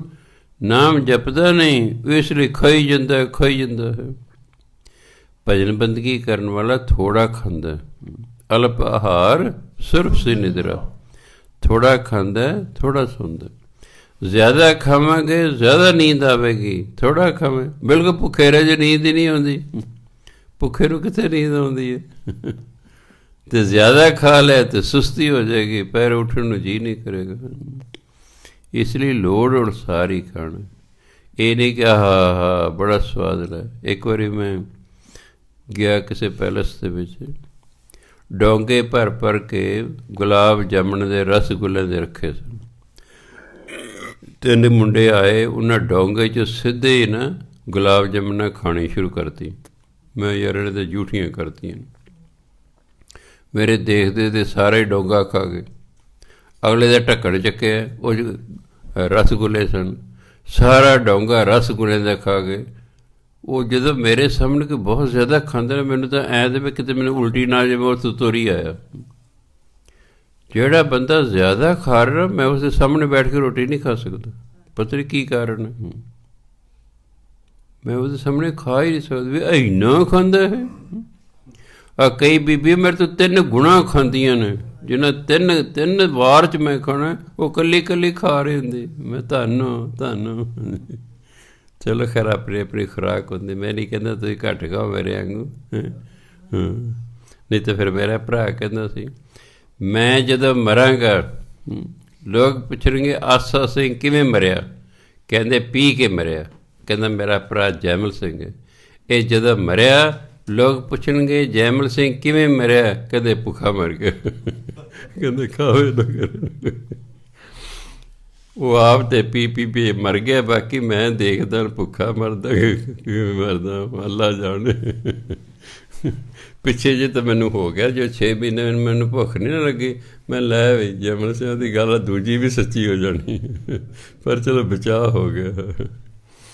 ਸੋ ਕਹਿਣ ਦਾ ਭਾਵ ਹੈ, ਗੁਰੂ ਮਹਾਰਾਜ ਕਹਿੰਦੇ ਖਾਣ ਪੀਣ ਤੋਂ ਨਹੀਂ ਰੋਕਦੇ ਹੋ। ਉਹ ਕਹਿੰਦੇ ਤੁਸੀਂ ਨਾਮ ਜਪਦੇ ਨਹੀਂ ਅਤੇ ਉਹ ਜੋ ਸਵਾਦ ਲਈ ਭੋਜਨ ਖਾਣ 'ਤੇ ਲੱਗੇ ਹੋਏ ਹੋ, ਇਸ ਤਰ੍ਹਾਂ ਤੁਹਾਨੂੰ ਸੁੱਖ ਨਹੀਂ ਮਿਲਣਾ, ਸਗੋਂ ਤੁਹਾਡੇ ਸਰੀਰ ਦੇ ਰੋਗ ਪੈਦਾ ਹੋ ਜਾਣੇ। ਹੁਣ ਮਿੱਠਾ ਜਵਾਨੀ 'ਚ ਬਚਪਨ ਬੜਾ ਸਵਾਦ ਲੱਗਦਾ, ਖਾਈ ਜਾਂਦੇ ਨੇ, ਪਤਾ ਨਹੀਂ ਹੁੰਦਾ ਹੈ। ਉਹ ਜਦੋਂ ਸ਼ੂਗਰ ਹੋ ਜਾਂਦੀ ਹੈ ਫਿਰ ਉਹਦਾ ਹੱਲ ਹੀ ਕੋਈ ਨਹੀਂ ਹੈ। ਇੱਕ ਮਹਾਂਪੁਰਖ ਕਹਿੰਦੇ ਮੈਂ ਕਦੇ ਚੈੱਕ ਹੀ ਨਾ ਕਰਾਇਆ। ਇੱਕ ਤਾਂ ਮੇਰੇ ਮਨ 'ਚ ਮੈਂ ਸ਼ੂਗਰ 'ਤੇ ਚੈੱਕ ਕਰਾਉਣਾ, ਜੇ ਸ਼ੂਗਰ ਚੈੱਕ ਕਰ 650 ਆ ਗਈ ਸ਼ੂਗਰ। ਡਾਕਟਰ ਕਹਿੰਦਾ ਹੁਣ ਜੀ ਗੋਲੀ ਨਾਲ ਨਹੀਂ ਸਰੇਗਾ, ਹੁਣ ਤਾਂ ਟੀਕੇ 2 ਟਾਈਮ ਲਾਉਣੇ ਪੈਣਗੇ। ਉਹਨਾਂ ਮੈਨੂੰ ਸਿਖਾ ਤਾ ਵਿਆਹ ਟੀਕੇ ਅਤੇ ਇਸ ਤਰ੍ਹਾਂ ਲਾ ਲਿਆ ਕਰਨਾ ਪਾਉਂਦੇ ਹਨ। ਕਈ ਵਾਰੀ ਪਤਾ ਨਹੀਂ ਹੁੰਦਾ, ਆਪਾਂ ਖਾਈ ਜਾਂਦੇ ਜੀਭ ਦੇ ਸਵਾਦ ਖਾਏ, ਫਿਰ ਰੋਗ ਲੱਗ ਜਾਂਦੇ। ਕੁਝ ਰੋਗ ਐਸੇ ਨੇ ਨਾ ਉਹ ਪਾਠ ਨਾਲ ਹਟਣ ਅਤੇ ਨਾ ਉਹ ਦਵਾਈਆਂ ਨਾਲ ਹਟਣ। ਜਿਹਨੂੰ ਸ਼ੂਗਰ ਹੋ ਗਈ ਸਾਰੀ ਉਮਰ ਹੀ ਰਹਿਣੀ, ਬਸ ਗੋਲੀ ਖਾਓ ਅਤੇ ਕੰਟਰੋਲ ਕਰ ਲਓ, ਇਹ ਨਹੀਂ ਵੀ ਹਟ ਜਾਏਗੀ, ਨਾ ਰਹੇਗੀ। ਫਿਰ ਹੁਣ ਅਬ ਪਛਤਾਏ ਕਿਆ ਹੋਤ, ਜਾਂ ਤਾਂ ਜਾਣ ਬੁੱਝ ਕੇ ਖਾ ਲਿਆ ਕੀ ਹੁੰਦਾ, ਖਾਈ ਤੇਰੇ ਚਲੋ ਹਾਂਜੀ, ਅਤੇ ਜਾਂ ਫਿਰ ਗਿਆਨ ਨਹੀਂ ਸੀ। ਅਤੇ ਗੁਰੂ ਜਿਹੜਾ ਬਾਣੀ ਪੜ੍ਹਦੇ ਉਹਨੂੰ ਸਮਝਾ ਰਹੇ ਨੇ ਗੁਰੂ ਮਹਾਰਾਜ, ਕਹਿ ਤੂੰ ਨਾਮ ਨਹੀਂ ਜਪਦਾ, ਸਵਾਦ ਲਈ ਪਦਾਰਥ ਖਾਣ 'ਤੇ ਲੱਗਾ ਹੋਇਆ, ਯਾਦ ਰੱਖ ਤੇਰੇ ਸਰੀਰ ਦੇ 'ਚ ਰੋਗ ਪੈਦਾ ਹੋ ਜਾਣੇ, ਫਿਰ ਤੈਨੂੰ ਸੁਪਨੇ ਸੁੱਖ ਨਹੀਂ ਮਿਲਣਾ। ਸੁਪਨੇ ਵੀ ਦੁਖਦਾਈ ਆਉਣੇ ਹਨ। ਜਦੋਂ ਬੰਦਾ ਰੋਗੀ ਹੋਵੇ ਉਦੋਂ ਕਿੱਥੇ ਨੀਂਦ ਆਉਂਦੀ ਚੱਜ ਨਾਲ। ਨਾਮ ਵਿਸਾਰ ਕਰੇ ਰਸ ਭੋਗ, ਨਾਮ ਵਿਸਾਰ ਕਰੇ ਰਸ ਭੋਗ, ਨਾਮ ਵਿਸਾਰ ਕਰੇ ਰਸ ਭੋਗ, ਨਾਮ ਵਿਸਾਰ ਕਰੇ ਰਸ ਭੋਗ। ਸੁਖ ਸੁਪਨੇ ਨਹੀਂ ਤਨ ਮੈਂ ਰੋਗ, ਸੁਖ ਸੁਪਨੇ ਨਹੀਂ ਤਨ ਮੈਂ ਰੋਗ, ਸੁਖ ਸੁਪਨੇ ਨਹੀਂ ਤਨ ਮੈਂ ਰੋਗ, ਸੁਖ ਸੁਪਨੇ ਨਹੀਂ ਤਨ ਮੈਂ ਰੋਗ। ਇਸ ਲਈ ਭਾਈ ਨਾਮ ਜਪਣਾ ਹੈ, ਲੋੜ ਅਨੁਸਾਰ ਖਾਣਾ ਹੈ, ਜੀਵ ਦੇ ਸਵਾਦਾਂ ਮਗਰ ਨਹੀਂ ਜਾਣਾ ਹੈ। ਨਾਮ ਤਿਆਗ ਕਰੇ ਅਨ ਕਾਜ, ਬਿਨ ਸੁਜਾਏ ਝੂਠੇ ਸਭ ਪਾਜ। ਪਾਜ ਦਾ ਵਿਖਾਵਾ, ਕਹਿੰਦੇ ਨਾਮ ਜਪਦਾ ਨਹੀਂ ਹੈ, ਹੋਰ ਕੰਮ ਕਰਦਾ ਰਹਿੰਦਾ ਹੈ, ਕਿਉਂਕਿ ਨਾਮ ਜਪਣਾ ਸਭ ਤੋਂ ਔਖਾ ਕੰਮ ਹੈ। ਅੱਖਾਂ ਜੀਵਾਂ ਵਿਸਰੈ ਮਰ ਜਾ, ਹਾਲਾਂਕਿ ਨਾਮ ਜਪਣਾ ਜ਼ਰੂਰੀ ਹੈ, ਵਿਸਰੈ ਮਰ ਜਾਉ। ਨਾਮ ਜ਼ਰੂਰੀ ਹੈ, ਪਰ ਆਖਣ ਔਖਾ ਸੱਚ ਹੈ, ਨਾਮ ਜਪਣਾ ਔਖਾ, ਇਹ 'ਚ ਕੋਈ ਸ਼ੱਕ ਨਹੀਂ। ਹਾਲਾਂਕਿ ਦੇਖਣ ਨੂੰ ਵਾਹਿਗੁਰੂ ਵਾਹਿਗੁਰੂ ਕਰਨਾ ਕੀ ਔਖਾ ਹੈ, ਜੋ ਜੀ ਦੇਖੀਏ ਵਾਹਿਗੁਰੂ ਵਾਹਿਗੁਰੂ ਕਰਨਾ ਕੀ, ਚਲੋ ਬਾਣੀ ਪੜ੍ਹਨ ਤਾਂ ਔਖੀ ਹੋ ਸਕਦੀ, ਅਸੀਂ ਅਨਪੜ੍ਹ ਜੀ, ਸਾਨੂੰ ਬਾਣੀ ਨਹੀਂ ਆਉਂਦੀ ਜੀ। ਨਾਮ ਜਪਣਾ ਤਾਂ ਕੋਈ ਔਖਾ ਨਹੀਂ ਲੱਗਦਾ, ਪਰ ਜਦ ਨਾਮ ਜਪਣ ਲੱਗਦਾ ਕਦੇ ਵਾਸੀ ਆ ਗਈ, ਕਦੇ ਨੀਂਦ ਆ ਗਈ, ਕਦੇ ਕੁਛ ਆ ਗਿਆ, ਕਦੇ ਕੁਛ ਆ ਗਿਆ, ਬਸ ਔਖਾ, ਵਾਕਈ ਔਖਾ, ਇਹ 'ਚ ਕੋਈ ਸ਼ੱਕ ਨਹੀਂ ਹੈ। ਲਾਹੌਰ 'ਚ ਛੱਜੂ ਭਗਤ ਹੋਏ ਨੇ ਪੰਚਮ ਪਾਤਸ਼ਾਹ ਵੇਲੇ, ਉਹ ਚੁਬਾਰੇ 'ਚ ਰਿਹਾ ਕਰਦੇ ਸੀ। ਕਹਾਵਤ ਜੋ ਸੁਖ ਛੱਜੂ ਦੇ ਚੁਬਾਰੇ, ਉਹ ਬਲਖ ਨਾ ਬੁਖਾਰੇ। ਚਲੋ ਜੀ, ਇੱਕ ਸਿਖਰ ਦੁਪਹਿਰ ਸੀ, ਬਾਜ਼ਾਰ ਨੂੰ ਜਾ ਰਿਹਾ ਸੀ, ਅੱਗੇ ਇੱਕ ਬਿਲਡਿੰਗ ਬਣ ਰਹੀ ਸੀ, ਗਰਮੀਆਂ 'ਚ ਮਜ਼ਦੂਰ ਲੱਗੇ ਹੋਏ ਸਨ, ਪਸੀਨੋ ਪਸੀਨੀ ਹੋਏ। ਮਹਾਂਪੁਰਖਾਂ ਨੂੰ ਵੇਖ ਕੇ ਮਜ਼ਦੂਰ ਖਲੋ ਕੇ ਨਮਸਕਾਰ ਕਰਦੇ ਨੇ। ਛੱਜੂ ਭਗਤ ਜੀ ਕਹਿੰਦੇ ਭਾਈ ਤੁਹਾਨੂੰ ਕਿੰਨੀ ਦਿਹਾੜੀ ਮਿਲਦੀ ਹੈ? ਪੁਰਾਣੇ ਜ਼ਮਾਨਾ ਸੀ, ਉਦੋਂ 98 ਦਿਹਾੜੀ ਮਿਲਦੀ ਸੀ, ਕਈ ਵਾਰੀ 54 ਵੀ ਸੀ। ਜਿਹੜਾ ਸ਼ਾਹਜਹਾਨ ਦਾ ਵੇਲਾ ਤੋਂ ਉਦੋਂ ਬਾਅਦ 'ਚ ਆਇਆ ਹੈ, ਸ਼ਾਹਜਹਾਨ ਦੇ ਵੇਲੇ ਮਜ਼ਦੂਰ ਦੀ ਦਿਹਾੜੀ 4 ਆਨੇ ਸੀ ਅਤੇ ਮਿਸਤਰੀ ਦੀ ਦਿਹਾੜੀ 1 ਰੁਪਈਆ ਹੁੰਦੀ ਸੀ। ਜਿਹੜਾ ਤਾਜ ਮਹਿਲ ਬਣਾਇਆ ਸ਼ਾਹਜਹਾਨ ਨੇ, ਇਹ 20,000 ਮਜ਼ਦੂਰ ਮਿਸਤਰੀਆਂ ਨੇ 20 ਸਾਲਾਂ 'ਚ ਤਿਆਰ ਕੀਤਾ ਸੀ, ਅਤੇ ਉਸ ਜ਼ਮਾਨੇ 'ਚ 2 ਕਰੋੜ ਰੁਪਈਆ ਲੱਗਾ ਹੋਇਆ ਸੀ, ਜਦੋਂ ਕਿ ਮਜ਼ਦੂਰੀ 54 ਅਤੇ 1 ਰੁਪਈਆ ਸੀ। ਤਾਜ ਮਹਿਲ ਬਣਾਉਣ 'ਤੇ ਉਸ ਜ਼ਮਾਨੇ 'ਚ 2 ਕਰੋੜ ਲੱਗਾ ਸੀ, ਜਦੋਂ ਕਿ ਮਜ਼ਦੂਰ ਦੀ ਇੱਕ ਦਿਨ ਦੀ ਮਜ਼ਦੂਰੀ 4 ਆਨੇ 25 ਪੈਸੇ ਅਤੇ ਮਿਸਤਰੀ ਦੀ 1 ਰੁਪਈਆ ਹੁੰਦੀ ਸੀ। ਉਹ ਕਹਿੰਦੇ ਜੀ ਸਾਨੂੰ 98 ਮਜ਼ਦੂਰੀ ਮਿਲਦੀ ਹੈ। ਕਿੰਨੇ ਘੰਟੇ ਕੰਮ ਕਰਦੇ ਹੋ ਜੀ? ਸੂਰਜ ਨਿਕਲਣ ਤੋਂ ਲੈ ਕੇ ਦਿਨ ਛਿਪਣ ਤੱਕ। ਪਹਿਲਾਂ ਇਸ ਤਰ੍ਹਾਂ ਹੁੰਦਾ ਸੀ, ਇਹ ਤਾਂ ਜਦੋਂ ਅੰਗਰੇਜ਼ ਆਏ ਇਹਨਾਂ ਨੇ 8 ਘੰਟੇ ਲਾਗੂ ਕੀਤੇ, ਨਹੀਂ ਤਾਂ ਪਹਿਲਾਂ ਸਾਰਾ ਦਿਨ ਹੀ ਹੁੰਦਾ ਸੀ। ਛੱਜੂ ਭਗਤ ਜੀ ਕਹਿੰਦੇ ਭਈ ਮੈਂ ਵੀ ਕੰਮ ਕਰਾਉਣਾ ਇੱਕ, ਮੈਂ ਸਿਰਫ 4 ਘੰਟੇ ਕੰਮ ਕਰਾਉਣਾ, ਉਹ ਵੀ ਛਾਵੇਂ ਕਰਾਉਣਾ, ਅਤੇ ਮਜ਼ਦੂਰੀ ਵੀ 1 ਰੁਪਈਆ ਦੇਵਾਂਗਾ ਹਰ ਇੱਕ ਨੂੰ। ਅਤੇ ਸਿਆਣੇ ਕਹਿੰਦੇ ਅੰਨੇ ਨੂੰ ਐਸ ਚਾਹੀਦੀ 2 ਅੱਖਰ। ਉਹ ਤਾਂ ਕਹਿੰਦੇ ਆ ਹਾਂਜੀ, ਕਹਿੰਦੇ ਕੱਲ੍ਹ ਨੂੰ ਉਹ ਚੁਬਾਰਾ ਉੱਥੇ ਆ ਜਾਓ, ਤੁਹਾਨੂੰ 4 ਘੰਟੇ ਤੁਹਾਡੇ ਤੋਂ ਕੰਮ ਕਰਾਉਣਾ ਹੈ, ਉਹ ਵੀ ਛਾਵੇਂ ਕਰਾਉਣਾ, ਅਤੇ ਤੁਹਾਨੂੰ 4 ਘੰਟਿਆਂ ਬਾਅਦ 1-1 ਰੁਪਈਆ ਦੇ ਕੇ ਤੁਰ ਦਿੱਤਾ ਜਾਏਗਾ। ਸਵੇਰੇ ਆ ਗਏ ਜੀ, ਛੱਜੂ ਭਗਤ ਜੀ ਕਹਿੰਦੇ ਆ ਖੂਹੀ ਹੈ, ਇੱਥੇ 5 ਇਸ਼ਨਾਨਾ ਕਰ ਲਓ, 2 ਪੈਰ ਧੋਣੇ, 2 ਹੱਥ ਧੋਣੇ ਅਤੇ ਮੂੰਹ ਧੋਣਾ, ਇਹਨੂੰ 5 ਇਸ਼ਨਾਨਾ ਕਹਿੰਦੇ। 5 ਇਸ਼ਨਾਨਾ ਕਰ ਲਓ, ਕਰ ਲਿਆ, ਉੱਪਰ ਚੁਬਾਰੇ 'ਚ ਲੈ ਗਏ, ਕਹਿੰਦੇ ਸੀ ਗੋਲ ਦਾਇਰਾ ਬਣਾ ਲਓ, ਗੋਲ ਦਾਇਰੇ ਬਹਿ ਗਏ ਨੇ, ਸਾਰਿਆਂ ਨੂੰ 1-1 ਮਾਲਾ ਦੇਤੀ ਹੈ।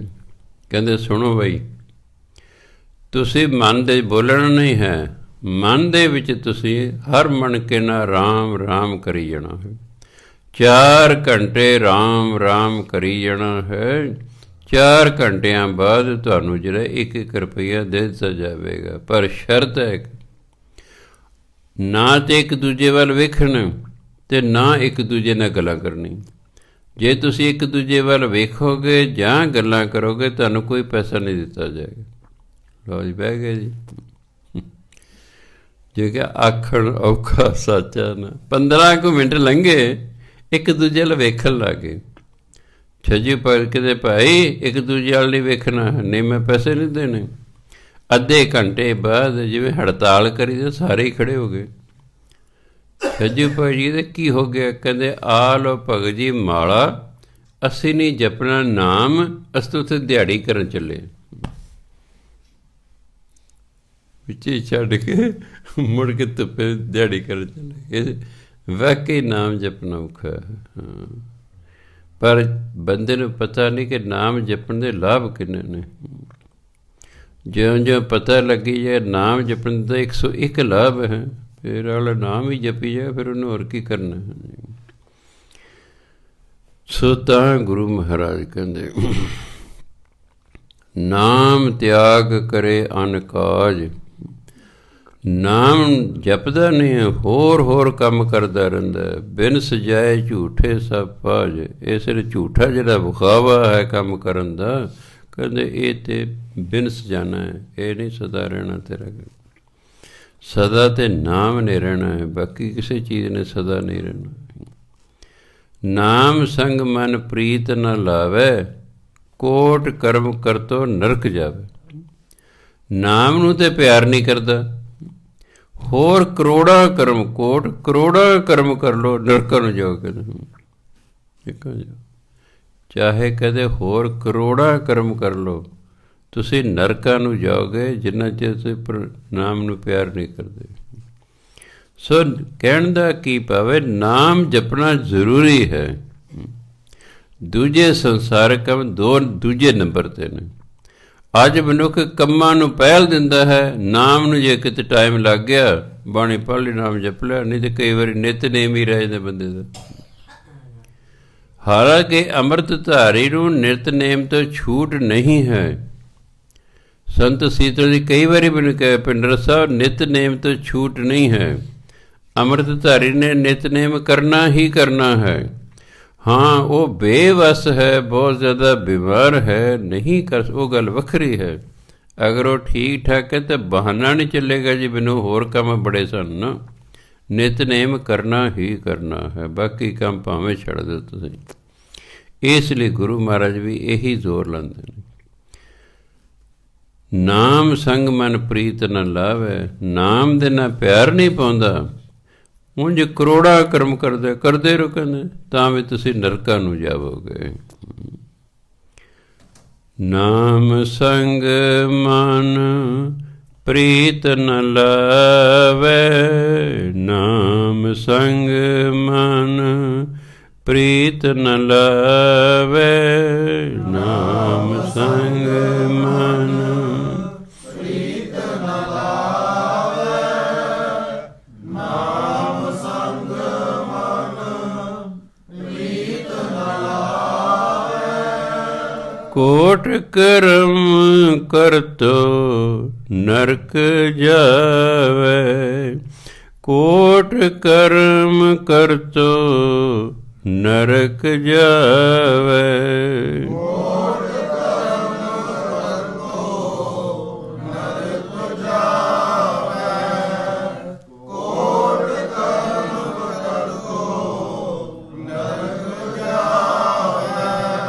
ਸੋ ਇਸ ਲਈ ਭਾਈ ਨਾਮ ਜਪਦੇ ਰਹਿਣਾ। ਸਵੇਰੇ ਉੱਠੋ, ਪਹਿਲਾਂ ਨਾਮ ਜਪੋ, ਬਾਣੀ ਪੜ੍ਹੋ, ਫਿਰ ਆਪਣੇ ਸੰਸਾਰਕ ਕੰਮ ਜੋ ਵੀ ਹੈ ਤੁਸੀਂ ਕਰਦੇ ਹੋ ਫਿਰ ਉਹ ਕਰੋ। ਕਿਉਂ ਕਿਤੇ ਚਿੰਤਾ ਨਹੀਂ ਹੋਏਗੀ ਮੇਰਾ ਨਿਤਨੇਮ ਅਜੇ ਰਹਿੰਦਾ ਹੈ, ਸਵੇਰੇ ਨਿਬੇੜ ਲਿਆ ਕੰਮ, ਫਿਰ ਭਾਵੇਂ ਰਾਤ ਦੇ 9-10 ਵਜਣ ਵਿੱਚ, ਕਿਉਂਕਿ ਰਹਿ ਰਾਸਤੇ 16 ਸਾਹਿਬ ਤਾਂ ਰਾਤ ਦੇ 12 ਵਜੇ ਤੋਂ ਪਹਿਲਾਂ ਕਰਨਾ ਹੁੰਦਾ ਹੈ। 11 ਵਜੇ ਟਾਈਮ ਲੱਗਿਆ। ਜਿਵੇਂ ਇੱਕ ਬੱਚਾ ਮੇਰੇ ਕੋਲ ਆਇਆ, ਕਹਿਣ ਜੀ ਮੈਨੂੰ ਤਾਂ ਸੌਂਦੇ ਹੀ 12 ਵੱਜ ਜਾਂਦੇ ਨੇ, ਅਤੇ ਸਵੇਰੇ ਮੈਂ ਜਾ ਕੇ ਕਿਤੇ 8 ਵਜੇ ਉੱਠਦਾ, 7-8 ਉੱਠਦਾ। ਮੈਂ ਤੂੰ 12 ਵਜ ਜਾਂਦੇ ਨਾ, ਤੂੰ ਉਹਦੇ ਨਾਲ ਲੈ ਕੇ ਕਹਿੰਦੇ ਮੈਂ ਨਹਾ ਕੇ ਹੋ ਜਿਵੇਂ ਰੋਟੀ ਪਾਣੀ ਖਾਣਾ। ਮੈਂ ਫਿਰ ਤਾਂ ਬਹੁਤ ਵਧੀਆ ਗੱਲ ਹੈ ਕਿ 12 ਵਜੇ ਲਿਬੜੇ ਤਿਬੜੇ ਆਈਦਾ, ਪਹਿਲਾਂ ਮੈਂ ਇਸ਼ਨਾਨ ਕਰਦਾ, ਇਸ਼ਨਾਨ ਕਰਕੇ ਰੋਟੀ ਪਾਣੀ ਖਾਣਾ, ਇਹਨਾਂ ਨੇ ਜਿਹਨੂੰ 12 ਵਜ ਜਾਂਦੇ। ਮੈਂ ਬਸ 12 ਵੱਜ ਕੇ 1 ਮਿੰਟ 'ਤੇ ਅੰਮ੍ਰਿਤ ਵੇਲਾ ਹੋ ਗਿਆ। ਤੂੰ ਆਪਣਾ ਨਿਤਨੇਮ ਸੌਣ ਤੋਂ ਪਹਿਲਾਂ ਹੀ ਕਰ ਲਿਆ ਕਰ, ਨਿਤਨੇਮ ਕਰਕੇ ਪੈ ਜਾਓ, ਤੈਨੂੰ ਫਿਰ ਕੋਈ ਫਿਕਰ ਨਹੀਂ ਹੈ ਮੇਰਾ ਨਿਤਨੇਮ ਰਹਿੰਦਾ। ਕਹਿੰਦਾ ਹਾਂ ਇਹ ਠੀਕ ਹੈ। ਉਹ ਬਸ ਆਪਣਾ ਨਿਤਨੇਮ ਕਰੀ 1 ਵਜੇ ਰਾਤ ਨੂੰ ਪੈ ਜਾਂਦਾ ਹੁੰਦਾ ਸੀ, ਆਪਣਾ ਸਵੇਰੇ 7-8 ਵਜੇ ਕੋਈ ਫਿਕਰ ਨਹੀਂ ਸੀ, ਮੇਰਾ ਨਿਤਨੇਮ ਰਹਿ ਗਿਆ। ਸੋ ਇਸ ਲਈ ਇਸੇ ਤਰ੍ਹਾਂ ਜਿਹੜੀ ਰਹਿ ਰਾਸ ਹੈ ਅਤੇ ਸੋਹਿਲਾ ਸਾਹਿਬ ਹੈ, ਰਾਤ ਦੇ 12 ਵਜੇ ਤੋਂ ਪਹਿਲਾਂ ਪਹਿਲਾਂ ਕਰਨੇ ਹੁੰਦੇ ਨੇ। ਆਪਣਾ ਨਿਤਨੇਮ ਜੇ 5 ਬਾਣੀਆਂ ਸਵੇਰੇ ਸਵੇਰੇ ਕਰ ਲਓ, ਉਹ ਸ਼ਾਮ ਨੂੰ ਆ ਕੇ ਕਰ ਲਓ, ਕਿਉਂਕਿ ਗੁਰੂ ਮਹਾਰਾਜ ਦੇਖਿਆ ਸਵੇਰੇ ਬੰਦਾ ਤਾਜ਼ਾ ਹੁੰਦਾ, ਇਸ ਲਈ 5 ਬਾਣੀਆਂ ਨੇ। ਸ਼ਾਮ ਨੂੰ ਥੱਕ ਜਾਂਦਾ ਹੈਗਾ, ਇਸ ਲਈ ਰਹਿ ਰਸ ਛੋਟੀ ਹੈ। ਫਿਰ ਰਾਤ ਨੂੰ ਸੌਣ ਨੀਂਦ ਆ ਰਹੀ, ਸੋਹਿਲਾ ਸਾਹਿਬ ਵੀ ਉਦੋਂ ਛੋਟਾ ਹੈ, ਉਦੋਂ ਛੋਟਾ। ਮੁਸਲਮਾਨਾਂ ਜਿਹੜੀ 5 ਨਮਾਜ਼ਾਂ ਨੇ ਉਹ ਵੀ ਇਸੇ ਤਰ੍ਹਾਂ ਨੇ। ਸਵੇਰ ਦੀ ਨਮਾਜ਼ ਲੰਮੀ ਹੈ, ਦੁਪਹਿਰ ਦੀ ਉਦੋਂ ਛੋਟੀ ਹੈ, 5-6 ਵਾਲੀ ਉਦੋਂ ਛੋਟੀ ਹੈ, ਰਾਤ ਦੀ ਉਦੋਂ ਛੋਟੀ ਹੈ। ਵੀ ਥੱਕੀ ਜਾਂਦਾ ਸਰੀਰ, ਬਹੁਤਾ ਸਮਾਂ ਨਹੀਂ ਕਰਨ ਦਾ। ਸੋ ਸਤਿਕਾਰਯੋਗ ਸਾਧ ਨੇ ਸਮਾਂ ਹੋ ਗਿਆ, ਬਾਕੀ ਵਿਚਾਰ ਆਪਾਂ ਕੱਲ੍ਹ ਨੂੰ ਕਰਾਂਗੇ। ਵਾਹਿਗੁਰੂ ਜੀ ਕਾ ਖਾਲਸਾ, ਵਾਹਿਗੁਰੂ ਜੀ ਕੀ ਫਤਿਹ। ਸਤਨਾਮ ਸ਼੍ਰੀ ਵਾਹਿਗੁਰੂ।